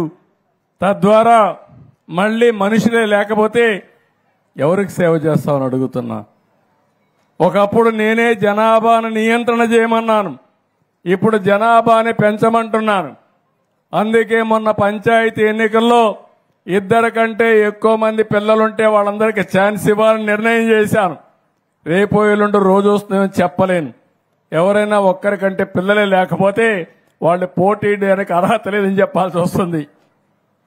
అంటే ఎందుకంటే దూరదృష్టితో ఆలోచించకపోతే, జనాభా తగ్గిపోతే యూరోప్ దేశాలు, చైనా, జపాన్ అందరికి కూడా ఈరోజు ప్రపంచంలో పోటీ పడే పరిస్థితి లేదు. నార్త్ ఇండియాలో జనాభా పెరుగుతా ఉంది, సౌత్ ఇండియాలో జనాభా తగ్గిపోతా ఉంది. దీన్ని కూడా మీరు గుర్తుపెట్టుకోవాల్సిన అవసరం ఉంది. నదుల అనుసంధానం జరగాలని కోరుకుంటున్నా. ఈస్ట్ గోదావరికి సమస్య లేదు, కానీ రాయలసీమ, ఉత్తరాంధ్ర అన్నిటికి కూడా ఈ యొక్క సంధానం జరిగితే చాలా ఉపయోగపడుతుంది. ఇంకొక విషయం కూడా మీరు గుర్తుపెట్టుకోవాలి. ఈరోజు కరెంట్ అనేది మీ ఇంట్లోనే తయారు చేసుకునే రోజు వచ్చింది. మీ ఇంట్లోనే కరెంటు తయారు చేసుకోవచ్చు. మీ స్కూటర్కి మీరే కరెంటు ఛార్జ్ చేసుకోవచ్చు, పెట్రోల్ బంకు పోయే పనే లేదు. ఇంకో పక్క మీ పంప్ సెట్ ఉంటే అక్కడ కూడా కరెంటు ఉత్పత్తి చేసుకోవచ్చు. మీ ఇంట్లో కరెంటు ఉత్పత్తి చేసుకుంటే మీరు వాడుకుని మిగిలిన కరెంటు గ్రిడ్కి ఇవ్వచ్చు. మీకు కరెంటు కావాలంటే గ్రిడ్ మళ్ళా మీకు ఇచ్చే పరిస్థితి వస్తుంది. ఆ కొత్త కార్యక్రమానికి కూడా శ్రీకారం చుడుతున్నా. నేను అందరికీ 200 యూనిట్లు కరెంటు ఉచితంగా ఇస్తానని చెప్పాను. ముఖ్యంగా పేదవాళ్ళకి, ఎస్సీలకు, వీళ్ళందరికీ వాళ్ళ ఇంటి మీద ప్యానెల్ పెట్టేసి ఈ యొక్క సోలార్ ప్యానెల్స్ పెట్టి కరెంటు ఉత్పత్తి చేసి తద్వారా వాళ్ళకి కరెంటు అందుబాటులో చేసే పరిస్థితి వస్తే అది కూడా మీరు ఏమీ చేయక్కర్లేదు. మీ ఇంటి మీద పెట్టుకోవడానికి అనుమతిస్తే చాలు. మెయింటెనెన్స్ కూడా గవర్నమెంటే చేసే విధానానికి శ్రీకారం చుడతాం. అది ఒక వ్యవస్థను పెడతాం. ఇది చేస్తే ఈరోజు కరెంట్ అంతా ఎక్కడి నుంచో వస్తా ఉంది. ట్రాన్స్మిషన్ లాసెస్ ఉన్నాయి. మీ ఇంట్లోనే కరెంట్ ఉత్పత్తి చేసి మీరే వాడితే 1% గానీ 0.5% గానీ కరెంటు లాసులు రావు. దీనివల్ల గణనీయంగా రాబోయే రోజుల్లో కరెంటు ఛార్జీలు పెరుగుతాయి. చాలా మార్పులు వస్తున్నాయి. ఈ కరెంటు సోలార్ గాని, గాలితో వచ్చే కరెంటు గాని, పంప్డ్ ఎనర్జీ అంటే హైడల్ కరెంటు చూస్తాం. ఈరోజు నీళ్లు పైకి తీసిపోయి అదే నీళ్లు వదిలిపెట్టి మళ్ళా కరెంటు తయారు చేసి ఎప్పుడైనా మనకు అవసరమైనప్పుడు మళ్ళా కరెంటు ఉత్పత్తి చేసుకునే పరిస్థితి వస్తుంది. ఇలాంటి వినూత్నమైన ఆలోచనలు వస్తున్నాయి. ఇవన్నీ ఒక ఎత్తు అయితే, ఇంకొక పక్క మీ అందరినీ కోరేది ఒకటే. నేను ఈరోజు ఈ గ్రామ సభలో కూర్చున్నాం. నేను కొన్ని ఆలోచనలు ఇచ్చాను. గ్రామ అవసరాలు, కుటుంబ అవసరాలు, కనీస ఇన్ఫ్రాస్ట్రక్చర్ అవసరాలన్నీ తీర్చేస్తాం. ఇక్కడ కావాల్సింది ఉపాధి కల్పించాలి. మీ వ్యవసాయం లాభసాటి కావాలి. మీ ఊర్లో ఉండే యువత, ఆడవాళ్ళలో కొంతమంది బాగా చదువుకొని మీరు ఇక్కడ ఊర్లోనే ఉంటారు, ఇంటి దగ్గరనే ఉంటారు. ఇంటి దగ్గర ఉన్నప్పుడు మీరు చదువు ఉంది, కానీ చేయాలనే తపనుంది, బయట పోయే అవకాశాలు లేవు. అందుకే ఇంటి దగ్గర నుంచే పనిచేసే అవకాశాలుంటే ఇంటి దగ్గరనే కంప్యూటర్ పెట్టుకొని మీరు పనిచేసే విధానానికి కూడా శ్రీకారం చుట్టాలని నా ఉద్దేశం. అది యువతకు కూడా ఉపయోగపడుతుంది. వర్క్ ఫ్రం హోమ్ తీసుకొస్తాం. ఈ వానపల్లిలో వర్క్ స్టేషన్లు కడతాం. అవసరమైతే మీ ఊర్లో 50 మంది పనిచేయాలంటే 50 మంది ఆ వర్క్ స్టేషన్ దగ్గర పోయి పనిచేసుకుంటూ ట్రైనింగ్ కూడా ఇచ్చే కార్యక్రమానికి శ్రీకారం చుడతామని చెప్పి నేను మీకు తెలియజేస్తున్నా. భవిష్యత్తులో పనిచేసే విధానాలు మారిపోతున్నాయి. ఒకప్పుడు మనం పనిచేయాలంటే హైదరాబాద్కు పోవాలి, అమెరికాకు పోవాలి. ఇప్పుడు పని చేయాలంటే మన ఇంట్లోనే కూర్చొని అమెరికాకు పనిచేసే పరిస్థితి వస్తా ఉంది. మొన్న కరోనాలో చాలా మంది చూస్తుంటారు మీ ఇండ్లలో కుర్రాళ్ళని. ఇక్కడ కొబ్బరి చెట్లు బాగా ఉంటాయి, ఇక్కడ చేస్తే కూడా మంచి వాతావరణం, చల్లగా ఉంటుంది, మంచి గాలి ఉంటుంది, శుభ్రంగా పని చేసుకోవచ్చు. అక్కడ ₹1,00,000, ఇక్కడ 50,000 ఒకటే. ఆ డబ్బులతో ఇంట్లో అమ్మా నాన్న చూసుకుంటూ ఆనందంగా ఉండే అవకాశం వస్తుంది. అలాంటి వ్యవస్థకు కూడా శ్రీకారం చుడతాం. ఇప్పుడు నేను అడుగుతున్నా మిమ్మల్ని, మీలో ఆలోచనలు రావాలి. ఏదో మీటింగ్ వచ్చారు, సీఎం గారు చెప్పారు, లేకుంటే ఇంకొక ఎమ్మెల్యే మాట్లాడాడు, మా పని అయిపోయింది అని కాకుండా మీరు బాగుపడాలి. మీరు బాగుపడాలంటే ఏం చేయాలి? మీలో కూడా కొత్త కొత్త ఆలోచనలు రావాలి. మీలో కొత్త ఆలోచనలు వచ్చి గ్రామం బాగుండాలి, మీరు బాగుండాలి. మీరు బాగుండి గ్రామం బాగుంటే రాష్ట్రం బాగుంటుంది. దీనికి నేను శ్రీకారం చుడతా, అన్ని విధాల మీకు సహకారం ఇస్తా. కానీ సమయాన్ని వేస్ట్ చేసుకోవడం కరెక్ట్ కాదు. ఈ విషయం మళ్ళీ చెప్తున్నా. ఈరోజు ఇక్కడికి వచ్చినప్పుడు నేను అడుగుతున్నా, మీ ఆదాయం పెరగాలంటే ఏం చేయాలనో మీరు కూడా చెప్పండి. అలాంటి వాతావరణాన్ని క్రియేట్ చేస్తాం. వ్యవసాయంలో కానీ, సర్వీస్ సెక్టర్లో కానీ, చిన్న చిన్న వ్యవసాయ ఆధార పరిశ్రమలు పెట్టడం కానీ, ఇది కూడా గుర్తుపెట్టుకోవాలి. వ్యవసాయంలో మీరు ఏదైనా ఒక పంట తయారు చేసి ఆ పంటగా అమ్మితే మీకు ఆదాయం తక్కువ వస్తుంది. అదే మాదిరిగా ఈ గ్రామంలో ఒక 10 గ్రామాల్లో ఉండే పంట వాల్యూ అడిషన్కి వెళ్తే దానిపైన మీ ఆదాయం పెరుగుతుంది, దానివల్ల మీకు ఉపాధి వస్తుంది. అలాంటి కార్యక్రమాలకు శ్రీకారం చుట్టాలి. నేను ఒకటే చెప్తున్నాను, మిమ్మల్ని అందరినీ మళ్ళీ ఒకటే చెప్తున్నా.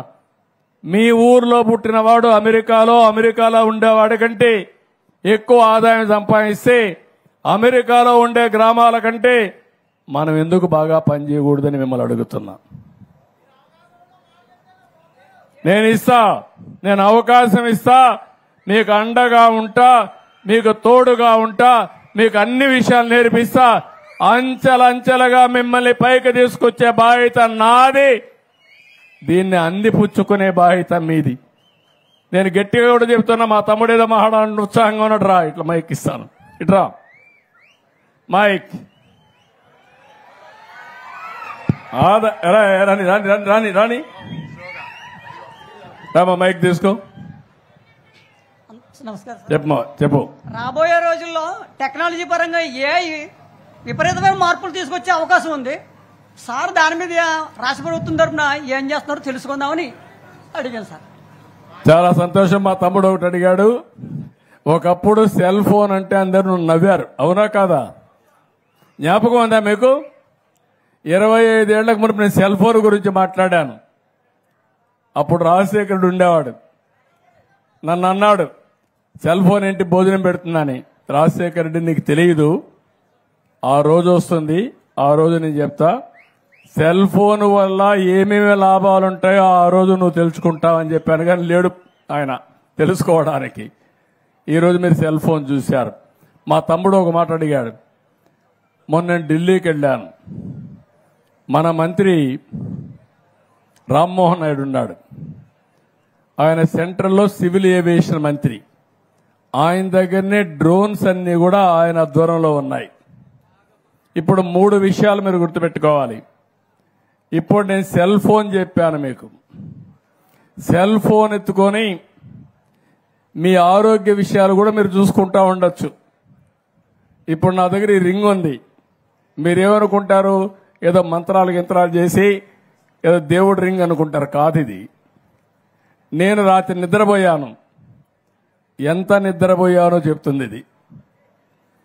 నేను రాత్రి బాడీ ఎంతవరకు మళ్ళీ రెడీ అయ్యింది నిద్రపోయిన తర్వాత చెప్తుంది. అదే మరి ఇప్పుడు ఒక సెన్సార్ వచ్చింది. మీరు తినే వల్ల మీకు ఎంతవరకు గ్లూకోజ్ లెవెల్ వస్తుందో చెప్తుంది. మీ బాడీ మెటబాలిక్ స్కోర్ చెప్తుంది. అది అంటే అవసరమైతే భోజనం చేయడం, లేకపోతే భోజనం చేయకుండా వదిలేయడం, తక్కువ తినడం. ఎక్కువ తింటే ఏమవుతుందంటారు మీరు? ఎక్కువ తింటే ఏమవుతుందంటే షుగర్ వస్తుంది, మీ శరీరమే షుగర్ ఫ్యాక్టరీగా తయారవుతుంది. తర్వాత ఏది తిన్నా కూడా షుగర్ అయిపోతూ ఉంటుంది. అలాంటివి రాకుండా ఉండాలంటే మన ఆరోగ్యం మన చేతుల్లో ఉంది. సెల్ ఫోన్ వల్ల అలాంటివి వస్తాయి. ఇంకొక పక్క చెప్పాను, మీ పొలాన్ని దగ్గరికి వెళ్ళి నేరుగా సెల్ ఫోన్లో ఒక యాప్ డౌన్లోడ్ చేసుకుని తద్వారా నేరుగా మీ పొలంలో పెస్ట్ వచ్చిందా లేదా మీరే చూసుకునే పరిస్థితి వస్తుంది. ఇవి సెల్ ఫోన్ వల్ల చాలా యాప్లు వచ్చేస్తున్నాయి. అలాంటి యాప్లన్నీ పెట్టుకుంటే ఇక్కడ మీరు చూపిస్తే క్లౌడ్కి వెళ్ళిపోయి అక్కడి నుంచి మొత్తం అనలైజ్ చేసి ఇప్పుడు మీరు ఒక ఫోన్లో మీరు చూస్తే చాట్ జీపీటీ వచ్చింది. మీకు తెలియకపోవచ్చు విషయాలు. అందులో మీరు ఒక్క మాట వాడితే దేశ రాజధాని ఏదంటే అది చెప్పేస్తుంది. ఈ 90 రోజుల్లో ముఖ్యమంత్రి చంద్రబాబు నాయుడు ఏం పనులు చేశాడో చెప్పమంటే అది మొత్తం మీకు చెప్పేసే పరిస్థితికి వస్తుంది. అంటే ఒక టెక్నాలజీ ఎంత వచ్చేసిందంటే మీరు గుర్తుపెట్టుకోవాలి, ఇలాంటి చాలా వచ్చేస్తున్నాయి. ఒకప్పుడు ఐటీ, ఇప్పుడు ఆర్టిఫిషియల్ ఇంటెలిజెన్స్. అంటే ఈరోజు డేటా పెట్టితే ప్రతి ఒక్క విషయాన్ని నెక్స్ట్ ఏం జరగబోతుందో, ఎలాంటి విషయాలు ఉన్నాయో చెప్పే పరిస్థితికి వస్తుంది. ఇప్పుడు కెమెరాలు ఉన్నాయి. మా తమ్ముడు చెప్తున్నా, మనం కెమెరాలన్నీ పెడుతున్నాం. 14,000 కెమెరాలు పెట్టాను నేను. ఆ కెమెరా ద్వారా ఎవరైనా రోడ్లో రాంగ్ సైడ్ పోతే ఇది ఐడెంటిఫై చేసేస్తుంది. అదే మరి రాంగ్ పార్కింగ్ చేస్తే రికార్డ్ చేస్తుంది. రోడ్లో ఎక్కడ గుంతలు పడితే రికార్డ్ చేస్తుంది.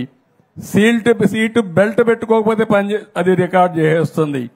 స్పీడ్ ఎక్కువ పోయి యాక్సిడెంట్లు అవుతా ఉంటే ఎక్కడికక్కడ రికార్డ్ చేసి మిమ్మల్ని ఎక్కడ నిలబెట్టక్కర్లేదు, ఫైన్ వేసి మీ ఇంటికి పంపించి ఒకటేసారి. అది కూడా మీరు కట్టకపోతే ఆటోమేటిక్గా రోడ్డు మీదకి వస్తాను ఆ వెహికల్ సీజ్ చేసే అవకాశాలు ఉంటాయి. అంటే నేను ఒక్క విషయం కాదు, అది ఆ విధంగా దొంగలు ఎవరైనా నోటబుల్ క్రిమినల్స్ ఉంటారు, రౌడీ షీటర్స్ ఉంటారు, వాళ్ళ అన్ని కంప్యూటర్లో ఉంటాయి. ఆయన ఎక్కడన్నా షాప్లో పోతే ఆ షాప్లోకి వచ్చారని పోలీసులు తెలిసిపోతుంది. అక్కడి నుంచి రోడ్డు మీదకి వస్తే ఎక్కడున్నాడో చూస్తానే ఐడెంటిఫై చేస్తుంది. తద్వారా పోలీసు వ్యవస్థ కూడా, ఇంతమంది పోలీసులు అవసరం లేదు, అందుకే చెప్తా ఉంటా పోలీసులకు కూడా, పోలీసులు స్మార్ట్ గా పనిచేసే పరిస్థితి రావాలి. విజిబుల్ పోలీసింగ్ ఉండాలి, ఇన్విజిబుల్ పోలీసులు ఉండాలి. ఇప్పుడు అందుకే ఆ తమ్ముడు చెప్పినట్టు డ్రోన్స్ వచ్చాయి. డ్రోన్స్ ఏం చేస్తున్నాయంటే హాస్పిటల్కు మందు కావాలంటే జిల్లా హాస్పిటల్ నుంచి ప్రైమరీ హెల్త్ సెంటర్కి డ్రోన్లో వచ్చి ఇచ్చేసి వెళ్ళిపోతుంది. అదే మరి మీ పొలంలో పంటలో ఎక్కడన్నా పెస్ట్ ఉంటే నేరుగా పోయి చూస్తుంది. అది చూసి పలాంది ఇక్కడనే ఉంది చెప్తుంది. దాని మీదనే మళ్ళీ మందు కొట్టి దాన్ని ఎరాడికేట్ చేసి అయ్యిందా లేదా కూడా రికార్డ్ చేసుకొని మళ్ళా చెప్తుంది. ఎక్కడన్నా మస్కిటోస్ ఉంటే అక్కడికే పోయి అక్కడే మందు కొట్టి మస్కిటోలు దోమలు నివారిస్తుంది. కాబట్టి రాబోయే రోజుల్లో నువ్వు గుర్తుపెట్టుకోవాల్సింది, నువ్వు ఊహించిన పరిణామాలు జరగబోతున్నాయి. ఉపయోగించుకుంటే మనం ఎక్కడికో వెళ్తాం. అది తెలుగువాడి సత్తా, అది ప్రారంభించింది తెలుగుదేశం పార్టీ. ఆ విషయం మీరు గుర్తుపెట్టుకోవాల్సిన అవసరం ఉంది. దీనికి ఒక ఆర్కిటెక్చర్ తయారు చేస్తున్నాను. మా ఆఫీసర్లు కూడా నేను వాట్సాప్ గ్రూపులు పెడుతున్నా. అంటే ఎక్కడన్నా నా దృష్టికి ఒక పని వస్తే, ఒక నెగటివ్ వస్తే నేను సీఎంఓలో పెడితే, సీఎంఓలో మంత్రి వరకు పెడితే, మంత్రి కలెక్టర్కి కానీ కన్సర్న్ లాస్ట్ మైల్ చెప్పి 1 గంటలో చర్యలు తీసుకున్నట్టుగా వచ్చేస్తున్నాయి. అంటే ఇంకేమి ఎక్స్క్యూజ్ లేదు. ఇలాంటి వేరియస్ వ్యవస్థలను క్రియేట్ చేసి, అయితే అర్థం చేసుకోవాలి, ఇది చెయ్యాలంటే కొంచెం టైం పడుతుంది. నేను మళ్ళీ ఎక్కువ ఫోర్స్ చేస్తే అందుకే ఒక మాట అన్నా, 95 CBN అన్నా, 95 CBN అన్నా. అప్పుడు నేను ఇప్పుడు రాబోయే రోజుల్లో కూడా ఎక్కడ సమస్య ఉంటే అక్కడికే వస్తా, సర్ప్రైజ్ ఇన్స్పెక్షన్కి. అక్కడికే వచ్చి సమాధానం అడుగుతా మా ఆఫీసర్ని. అలాంటి విధానానికి శ్రీకారం చుడదాం. ఇవన్నీ సాధ్యం.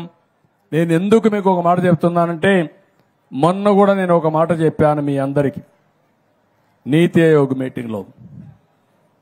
2047 భారతదేశం నెంబర్ 1 గానే నెంబర్ 2 అవుతుంది. 2029కి ప్రపంచంలో భారతదేశం 3వ స్థానంలోకి వస్తున్నాం. బాగా పనిచేస్తే నెంబర్ 1కి వస్తాం. ఆంధ్రప్రదేశ్ రాష్ట్రం భారతదేశంలో నెంబర్ 1 గా ఉండాలి. ప్రపంచంలో ఇండియన్స్ నెంబర్ 1 గా ఉంటారు. అందులో తెలుగువాడు అగ్రస్థానంలో ఉండాలనేది నా లక్ష్యం. దానికోసం పనిచేస్తున్నా. ఇప్పటికే ప్రపంచంలో తలసరి ఆదాయంలో ఎక్కువ సంపాదించేవాడికి ఎవరంటే దానికి చిరునామా తెలుగువాడు. ఎన్నేండ్లు? 25 ఏళ్లు. హైదరాబాద్ ఎప్పుడు ప్రారంభించాం తమ్ముళ్ళు? 95 కదా. 95కు ముందు 95 తర్వాత వ్యత్యాసం ఉందా లేదా అని మిమ్మల్ని అడుగుతున్నా. వానపల్లి ఎందుకు తయారు చేసుకోవాలా మరిగా? ఏంటి మనం తక్కువ? కానీ తక్కువ కాదు, కానీ మీ ఆలోచనలో తక్కువగా ఉంది. నేను చెప్తే మీ అందరికీ ఈయన ఇట్లనే మాట్లాడతాడులే, ఈయన ఏదో చెప్తా ఉంటాడు, గాల్లో మేడలు కడతాడు, గాల్లో మేడలు కట్టలా. నేను రాబోయే రోజుల్లో ఏం జరగబోతుందో 20 ఏళ్లకి ముందుగానే చెప్పి మిమ్మల్ని అందరినీ అప్రమత్తం చేయడం మా బాధ్యత. చేస్తా. ఈసారి గట్టిగా ఉంటా. 5 ఏళ్లలో మీరు ఊహించని అభివృద్ధి చేసి నా నిజాయితీ నిరూపించుకుంటా. మిమ్మల్ని పైకి తీసుకొచ్చే బాధ్యత మాది. ఈ కూటమిది నాది. గాని పవన్ కళ్యాణ్ గారు గాని మీరు మమ్మల్ని చూస్తున్నారు. మేము ఏ విధంగా పనిచేస్తున్నామంటే, ఈ రాష్ట్రానికి మంచి జరగాలి, మమ్మల్ని నమ్ముకున్న ఈ జాతి పైకి రావాలని ఏకైక లక్ష్యంతో పనిచేస్తున్నాం. ఇది సాధ్యం. చేస్తాం. ఇంకెవరన్నా ఉంటే డౌట్లు ఉంటే మీరు రండి నాకు చెప్పడానికి. చెప్పు, ఇట్రా, నువ్వు రా, ఎగిరెగిరి పడుతున్నారమ్మా. ఇంకెవరన్నా ఉంటే మాట్లాడండి. గ్రామ సభలో మీకు కావాల్సిన పనులు చెప్పండి, లేకుంటే మీ ఆలోచనలు చెప్పండి. గ్రామాన్ని ఎట్లా బాగు చేస్తాం చెప్పండి. మేధావులు ఎక్కడో ఉండరు, మనలోనే ఉన్నారు మేధావులు. కానీ ఆ మేధో శక్తిని ఉపయోగించుకోవడం మనందరి బాధ్యత. ఆ తమ్ముడికి రా, తమ్ముడు.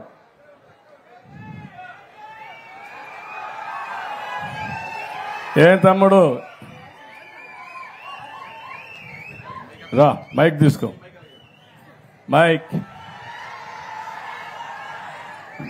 వానపల్లి అందరికీ కూడా నమస్కారం అండి. అలాగే గవర్నర్ ముఖ్యమంత్రి గారు, అలాగే మన ప్రెసిడెంట్ అయిన పల్లి భీమారావు గారు, ఎమ్మెల్యే అయిన సత్యానందరావు గారు, వైస్ ప్రెసిడెంట్ అయిన మన వీరేష్ గారు, అందరికీ కూడా నమస్కారం అండి. మన ఊరికి ముఖ్యంగా కావాల్సింది ఆడబిడ్డలందరికీ కూడా ఒక పని చేయడానికి ఒక ఫ్యాక్టరీ కావాలి సార్. ఎందుకంటే ఇక్కడి నుంచి కండవిల్లి వెళ్తున్నారు సార్. ఒక 4-5 గంటల జర్నీ చేయాలి సార్. 8 గంటల నుంచునే పని చేస్తారండి కండవిల్లి ఫ్యాక్టరీలో సార్, దూది ఫ్యాక్టరీ సార్. దానివల్ల ఇక్కడ ఆడవాళ్ళందరికీ కూడా వద్దు, ఆ పని చేయదు, ఆ పని చేయదు. నిలబడు, ఈ పక్క వచ్చి ఈ పక్కన ఉండే చెప్పని ఆయన చెప్పని సార్. చెప్తాం. ఆడవాళ్ళందరికీ కూడా సార్ ఊపిరితిత్తులో చాలా కంప్లైంట్ సార్. వీళ్ళ చెప్పడం లేదు కానీ ముసలి వాళ్ళ దగ్గర నుంచి ఇక్కడ ఉన్న అమ్మాయిలు 10th క్లాస్ చదివిన సరైన ఉద్యోగాలు లేవు సార్. ఉద్యోగాలు లేక కండవిల్లి ఫ్యాక్టరీలో నానా ఇబ్బందులు పడుతున్నారు సార్. మా ఊరు వాడవాళ్ళు కానీ కొత్తపేట, వానపల్లి గ్రామ పంచాయతీలో ఉన్న వాళ్ళందరూ కూడా నరకం అనిపిస్తున్నారు సార్. ఇక్కడ నుంచి 3 షిఫ్ట్లు సార్. ఎలా అంటే పొద్దున్నే 4 గంటలకు లేచి 6 గంటలకు బస్సు ఎక్కాలి సార్. 6 గంటలకు వెళ్తే అక్కడికి వెళ్ళేటప్పటికి 7-8 అవుతుంది సార్. 8 గంటల నుంచి మళ్ళీ తిరిగి వచ్చేవారు కూడా నుంచునే పని చేయాలి. ఇక్కడ ఉన్న ఆడవాళ్ళందరూ కూడా అదే పరిస్థితి. అలాగే మా రైతన్నలు సార్, ముఖ్యంగా మా గోదావరి నియోజకవర్గానికి వెన్నుముక్క అయినటువంటి రైతన్నలందరూ కూడా గోదావరి వస్తే నిజంగా ఎంత నాశనం అవుతున్నారంటే, ఏ ప్రభుత్వం ఈ 5 సంవత్సరాల్లో కూడా ఏ ప్రభుత్వం పట్టించుకోలేదు. వైఎస్ఆర్సీపీ ప్రభుత్వం మా గోదావరి దగ్గర నుంచి వీడియోలు మీరు చూసారో లేదో తెలియదు సార్. ఇక్కడ వరకు కూడా మునిగిపోయి నరకం అనిపించారు సార్. ఎందుకంటే మాది కిల్లికొట్టు అక్కడే సార్, ఏడుకొట్ట మీద. మా గోదావరి రైతులందరూ కూడా మా దగ్గరకు వస్తారు కాబట్టి చెప్తున్నాను. అలాగే ఇంకో విషయం, ఇక్కడ ఉన్న ఆటో యూనియన్ సార్ నా ఈ ఆటో యూనియన్ పేషెంట్ సార్. నా పేరు రేజ్ నాయుడు. అలాగే మీరు ముఖ్యంగా ఆడవాళ్ళందరికీ కూడా ఫ్రీ బస్ పెట్టారు సార్. దానికి అభినందించాలి సార్ నిజంగా. ఎందుకంటే మామూలు విషయం కాదు సార్, అది చాలా కోట్లతో కూడుకున్న విషయం. మా ఆడవాళ్ళ అక్క చెల్లెములు అందరూ కూడా చాలా బాగుండాలని మీరు ఈ పథకం పెట్టారు సార్. అలాగే మా ఆటో యూనియన్ దగ్గర ఒక 5 లక్షల మంది సార్ తూర్పుగోదావరి జిల్లాలో. 5 లక్షల మందికి కూడా మీరు ఏదోలాగా, ఎందుకంటే మామూలుగా ఏదో 10th ఫెయిల్ అయ్యో లేకపోతే ఏదో చేసో కాదు సార్. ఖచ్చితంగా డిగ్రీ చదువుకున్న వాళ్ళు కూడా ఆటో తోలుకుంటున్నారు సార్. అలాగే ఇక్కడ జరిగిన ఒక 5 సంవత్సరాలు మీకు నరకం చూపెడతాను సార్. నిజంగా ఈ 5 సంవత్సరాలు నరకం చూపెడతాను సార్. 5 సంవత్సరాలు నరకం చూపించారు సార్. ఏమండి ఇక్కడ ఉన్న జనసేన కార్యకర్తలు కానీ, జనసేన అభిమానులు కానీ, తెలుగుదేశం కార్యకర్తలు కానీ, తెలుగుదేశం అభిమానులు కానీ, మీరు చెప్పారు కదా సార్ అక్కడ ఎంతమంది మీద కేసులు ఉన్నాయని. ఇక్కడ ఉన్న వాళ్ళ దగ్గర యువత, కోప యువత కానీ, బీసీ యువత కానీ, ఎస్సీ యువత కానీ, మొత్తం యువత అందరి మీద కూడా చాలా మంది కేసులు ఉన్నాయి సార్.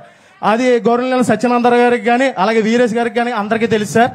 అలాగే ఆ కేసుల దగ్గర నుంచి కూడా మీరు మా వాళ్ళందరినీ కూడా వినిపించాలని కోరుకుంటున్నాం సార్. ఇప్పుడు నేను అడిగిందని చెప్పను. ఒక సెకండ్, ఏది ఏం పెట్టాలో పార్క్ సార్. ఎందుకంటే మా పల్లలంకు ఇంకో పేరు సార్, ప్రకృతి మాత అండి. ప్రకృతి మాత ఆవిడకి అక్కడ ఇదంతా కూడా పల్లమ్మ గారికి కలెక్టర్ ఉండు హరీష్, నువ్వు కసోపు ఉండు, నువ్వు ఓపిక పట్టు. నాకు తెలుసు, నాకు ఎట్లా చేయాలి నాకు తెలుసు, ఓపిక పట్టు. కలెక్టర్ గారు ఈ టెంపుల్ అంతా తీసుకొని, ఈ టెంపుల్ మొత్తం ల్యాండ్స్ అన్ని కూడా ఇచ్చేసి మంచి పార్కు, ఒక మంచి ఆహ్లాదకరంగా ఊర్లో వాళ్ళు వస్తే కూర్చునే విధంగా, సాయంత్రం అయితే ఇక్కడ అందరూ వచ్చి దేవుని సేవలోనే కాకుండా నేచర్ ప్రకృతి సేవలో తన్మయత్వం ఉండే విధంగా తయారు చేయండి. దానికి ఎంత డబ్బులు కావాలని ఇస్తాం, దానికి వర్కౌట్ చేసి ఇమీడియట్ గా శ్రీకారం చుట్టండి. రెండోది, ఎక్కడికి పోయి పనిచేస్తారు మా లేడీస్ అంతా? ఎక్కడికి? రావులపాలెం అవతల Kandavilli sir, Kandavilli factory sir, దూది ఫ్యాక్టరీ సార్. ఏ ఫ్యాక్టరీ? దూది ఫ్యాక్టరీ సార్. దూది ఫ్యాక్టరీ అండి, రవలి స్పిన్నర్స్, స్పిన్నింగ్ మిల్సా. చాలా ఇబ్బంది పడుతుంది సార్. చాలా మందికి ఊపిరితిత్తులు కంప్లైంట్ ఉంది సార్. అలాగే వచ్చి కూర్చున్నారే కానీ అందరికీ దగ్గు, ఆయాసం చాలా ఉంది సార్. ఇప్పుడు వాళ్ళందరికీ మనం ఏం చేయగలుగుతాం? ఒక యాక్షన్ ప్లాన్ తయారు చేస్తే ఈ ఊర్లో ఉండే ఆడవాళ్ళందరికీ ఇక్కడనే ఉపాధి కల్పించేదానికి ఏం చేయగలుగుతామో దాన్ని కూడా వర్కౌట్ చేద్దాం. అది కూడా చేసి ఇది ముందుకు తీసుకెళ్దాం. రెండోది, ఆర్టీసీ డ్రైవర్లు కూడా ఆదుకుంటాం తమ్ముడు. మా ఆడబిడ్డలకి, ఆర్టీసీ కాదు ఆటో డ్రైవర్లను ఆదుకుంటాం. ఆడబిడ్డలకి ఉచిత బస్సు సౌకర్యం ఇచ్చినప్పుడు ఏదైతే ఆటో డ్రైవర్లు ఉన్నారో, మీరు కూడా చదువుకున్న ఉన్నారు, మొన్న మీరు కూడా మాకే ఓట్లు వేశారు, మిమ్మల్ని కూడా ఎట్లా ఆదుకోవాలని ఆదుకోవడం కోసం ప్రయత్నం చేస్తున్నా. తప్పకుండా మీకు న్యాయం చేస్తానని హామీ ఇస్తున్నా. ఒక ఆటో ఏం చదువుకున్నావు? ఏం చదువుకున్నావు? నాది ఇంటర్ అయింది సార్. ఆటో సార్, నాది auto union leader sir. Auto union leader. But inter అయింది, సామాజిక స్పృహ ఉంది, అంటే 10 మందికి ఏదో మంచి జరగాలని తాపత్రయం ఉంది. 3 సూచనలు ఇచ్చాడు, 3 కూడా అందరూ వద్దు వద్దు అంటున్నారు. మా హరీష్ అయితే చాలు చాలు అంటున్నాడు. చాలు కాదయా, నీకు ఓపిక ఉండాలా, హ్యూమన్ యాంగిల్ ఉండాలా, మీరందరూ లీడర్లు మారాలా, మారి ప్రజలతో మమేకం కావాలి. 5 నిమిషాలు లేట్ అయితే కొంపలేం కూలిపోగాని ప్రజలు చెప్పింది విని ఆ సమస్యను పరిష్కారం చేసే దిశగా మీరు పనిచేయాలి, అడ్మినిస్ట్రేషన్ పనిచేయాలి. మీరే కాకుండా నీ ఆటో ఏంటి తమ్ముడు? ఇప్పుడు నీ ఆటో డీజిల్ ఆటోనా లేదా పెట్రోలా? Diesel auto sir. ఇప్పుడు ఏ రోడ్లు? అన్ని మంచి రోడ్లు అనేవి లేదు సార్, ఎక్కడికక్కడ గోతుకులు. మీకు తెలియదేమో సార్, మా సత్యనందర గారిని అడగండి సార్. ఇప్పుడు నీ దగ్గర ఎలక్ట్రికల్ ఆటో ఇప్పిస్తే నువ్వు దాంతో తక్కువ ఇది చేసుకోగలుగుతావా? పోతుంది ఇప్పుడు అంటే గోతులు ఎక్కువ ఉంటే ప్రాబ్లమ్స్ ఎక్కువ వస్తాయి సార్. ఎలక్ట్రిక్ ఆటో ఇది అయిపోయి మళ్ళా నీతో మాట్లాడతాను, నీకేం చేయాలో చూస్తాను. ఓకే, నీతి నిజాయితీ సంతోషం. నేను ఆటో ఇస్తానంటే ఆటోమేటిక్ యాక్సెప్ట్ చేసేవాడు, కానీ లేదు సార్ గోతులు ఎక్కువ ఉంటాయి, ఆటో ఎలక్ట్రికల్ ఆటోకి సమస్యలు వస్తాయి, వద్దులేసారని చెప్పే పరిస్థితి వచ్చాడంటే శబాష్, ఐ రియలీ అప్రిషియేట్ హిమ్. గట్టిగా చప్పట్లు కొట్టామని నిందించండి. అలాంటి వాళ్ళు సమాజానికి అవసరం. రమ్మ మైక్. ఇప్పుడు ఈయన మాట్లాడలేడు, ఈయన ఎప్పటి నుంచో ఎన్టీఆర్ ఉన్నప్పటి నుంచి ఇది చేశాడు. పాపం ఆయన ఆరోగ్యం బాగాలేదని చెప్పాడు. ఈయన సూర్యనారాయణ పోలిశెట్టి వీర వెంకట సత్యనారాయణ ఇక్కడే చల్లపల్లి. ఈ ఊరు కదమ్మా? ఈ ఊరు కదండి, చల్లపల్లి నుంచి అండి. ఎప్పటి నుంచి ఓకే. చూడాలని ఆశ. అమలాపురం దగ్గర ఓకే. ఇప్పుడు అతనికి ఇబ్బంది ఉంది. ఒక 50,000 రూపాయలు ఆర్థిక సహాయం చేస్తాం. ఏం కావాలమ్మా? నీకేం కావాలని అడుగుతున్నా? పిల్లలు మాటలు రాని పిల్లలేనండి, ఆయన మాటలు రావండి. ఇప్పుడు ఏం చేయాలి దానికి? కుటుంబ పోషకారం ఆయన వల్ల ఆయన ఏమీ చేయలేకపోతున్నారు. ఏం కావాలి? అదే మీరు దాని సహాయంతో అదే ఏం చేస్తే అవుతుంది? ఏం చేయాలి?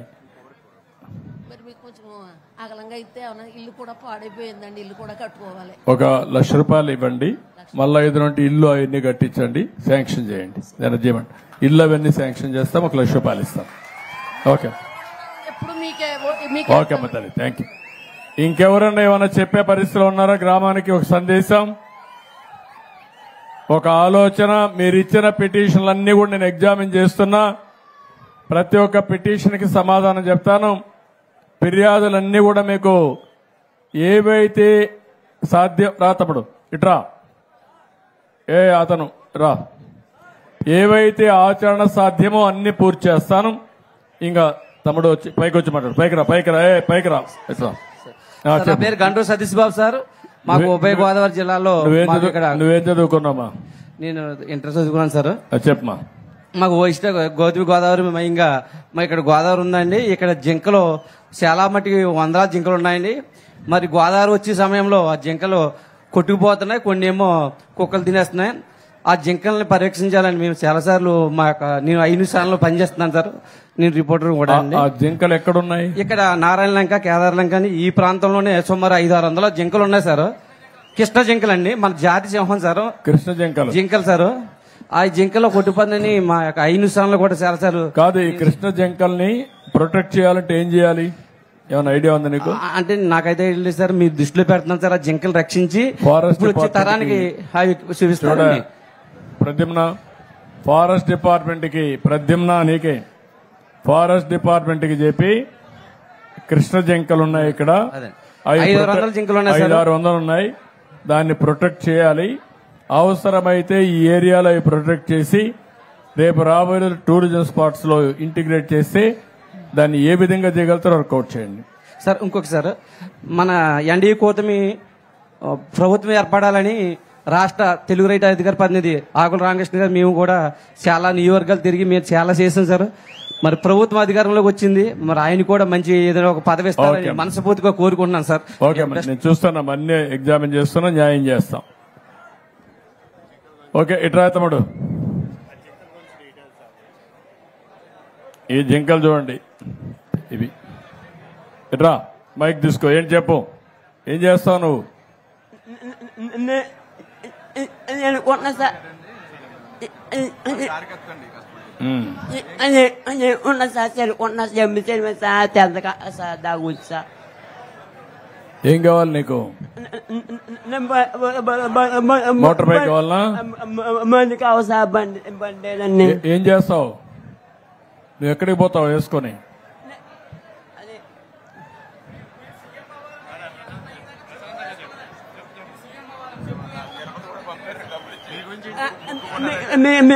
మేము ఉంచి సీఎం అని కోరుకున్నా సార్. నేను తిరుపతి వెళ్ళాలని మొక్కుకున్నా సార్. మీకు సార్ ఇతనికి స్కూటర్ ఒకటి కొనివ్వండి. ఎట్రా అది నేను electric scooter, electrical EV scooter ఒకటి కొనివ్వండి. ఇంట్లోనే ఛార్జ్ చేసుకుంటాడు, తిరుగుతాడు. నీకు ఈవీ స్కూటర్ కొనేమంటాను, ఎలక్ట్రికల్ది. దాన్ని అయితే నేను ఇంట్లోనే ఛార్జ్ చేసుకోవచ్చు, ఖర్చు కూడా తక్కువ ఉంటుంది. ఇమీడియట్ కొనిస్తాను, 2-3 రోజులు తెప్పిస్తారు. కలెక్టర్ టచ్ లో ఉండి. ఓకే, లేపు అవుతుంది. ఓకే, విత్ దిస్ ఇట్రా తమ్ముడు, ఇట్రా.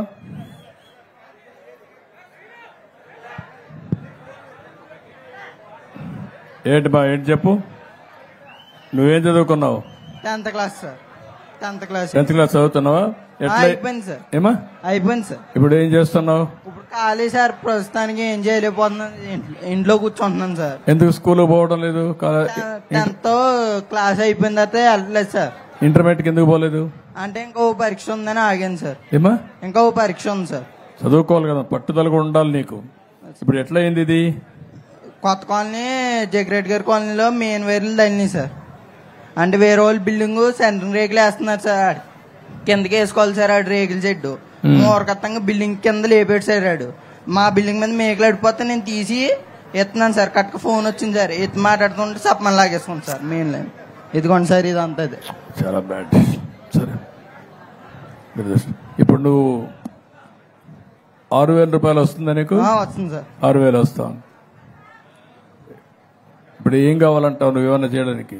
నాకు ఎక్కడికైనా దూరాలు వెళ్ళినప్పుడు బ్యాటరీ బండి సార్, నాకు ఏదన్నా చేసుకోవడానికి. ఇతనికి కూడా ఒక స్కూటర్ ఒకటి, ఈవీ స్కూటర్ కొనిచ్చేయండి. సో దట్ నేను ఈవీ స్కూటర్ కొనిమ్మంటాను, నువ్వే ఛార్జ్ చేసుకొని నువ్వు వెళ్ళొచ్చు, నేను చేయమంటాను. నువ్వు కూడా పనిచేసేది నేర్చుకో.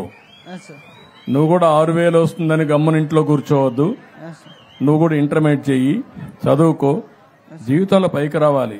భగవంతుడు ఏదో మనకి వచ్చింది, ఓసారి కొన్ని సంఘటనలు జరుగుతాయి, జరిగిన తర్వాత నువ్వు సవాలుగా తీసుకొని పైకి రావాలి. వస్తావా? వస్తాను సార్. నాకు నమ్మకమేనా? నాకు మాట ఇస్తావా? మాట ఇస్తున్నాను సార్. ఇంటర్మీడియట్ పాస్ కావాలి, బాగా చదువుకోవాలి, నువ్వు పైకి రావాలి. నీకు చదువుకోవడానికి ఏం కావాలి నేను చేస్తా, సరేనా? ఓకే ఓకేమ్మా. అందరికీ ఇట్రామ్మా, ఇట్రా. అందరూ రాసివ్వండి, ఆ కాగితాలు రాసేయండి. అన్ని ఇక్కడ చేయలేం కానీ రాసేయండి. ఏంటమ్మా, ఏంటి చెప్పు.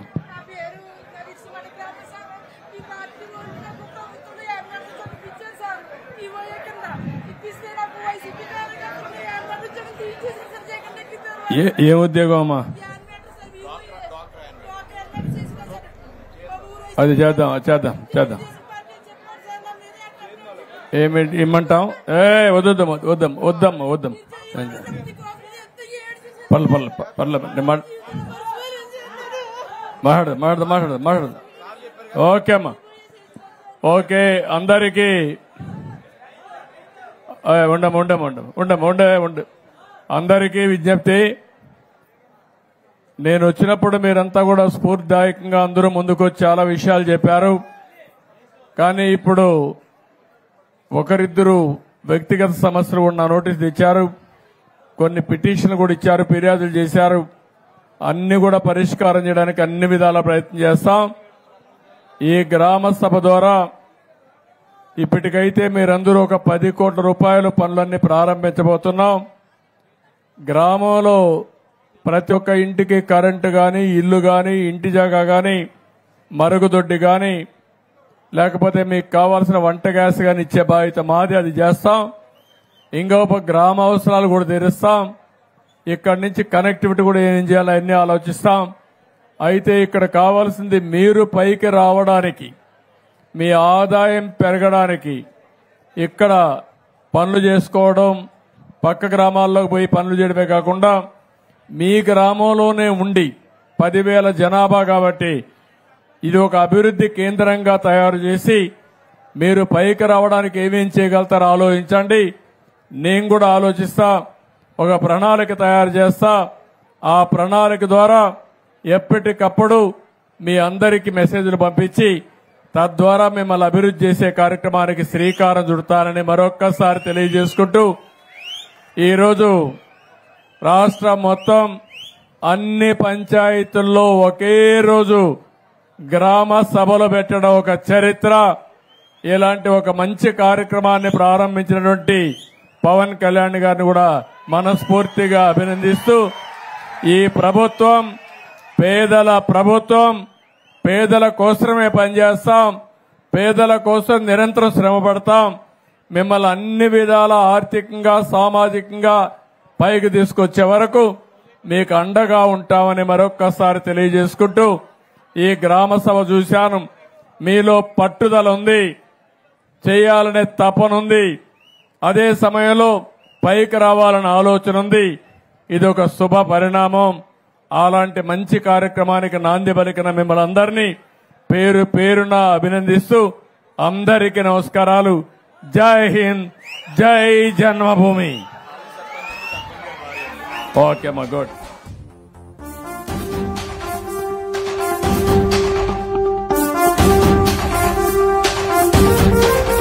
గండం గట్టెక్కించే నాయకుడిప్పుడు ఒకడే ఒకడే ఒకడే, జాతికి ప్రగతిని తెచ్చే పాలకుడిప్పుడు అతడే. హలో.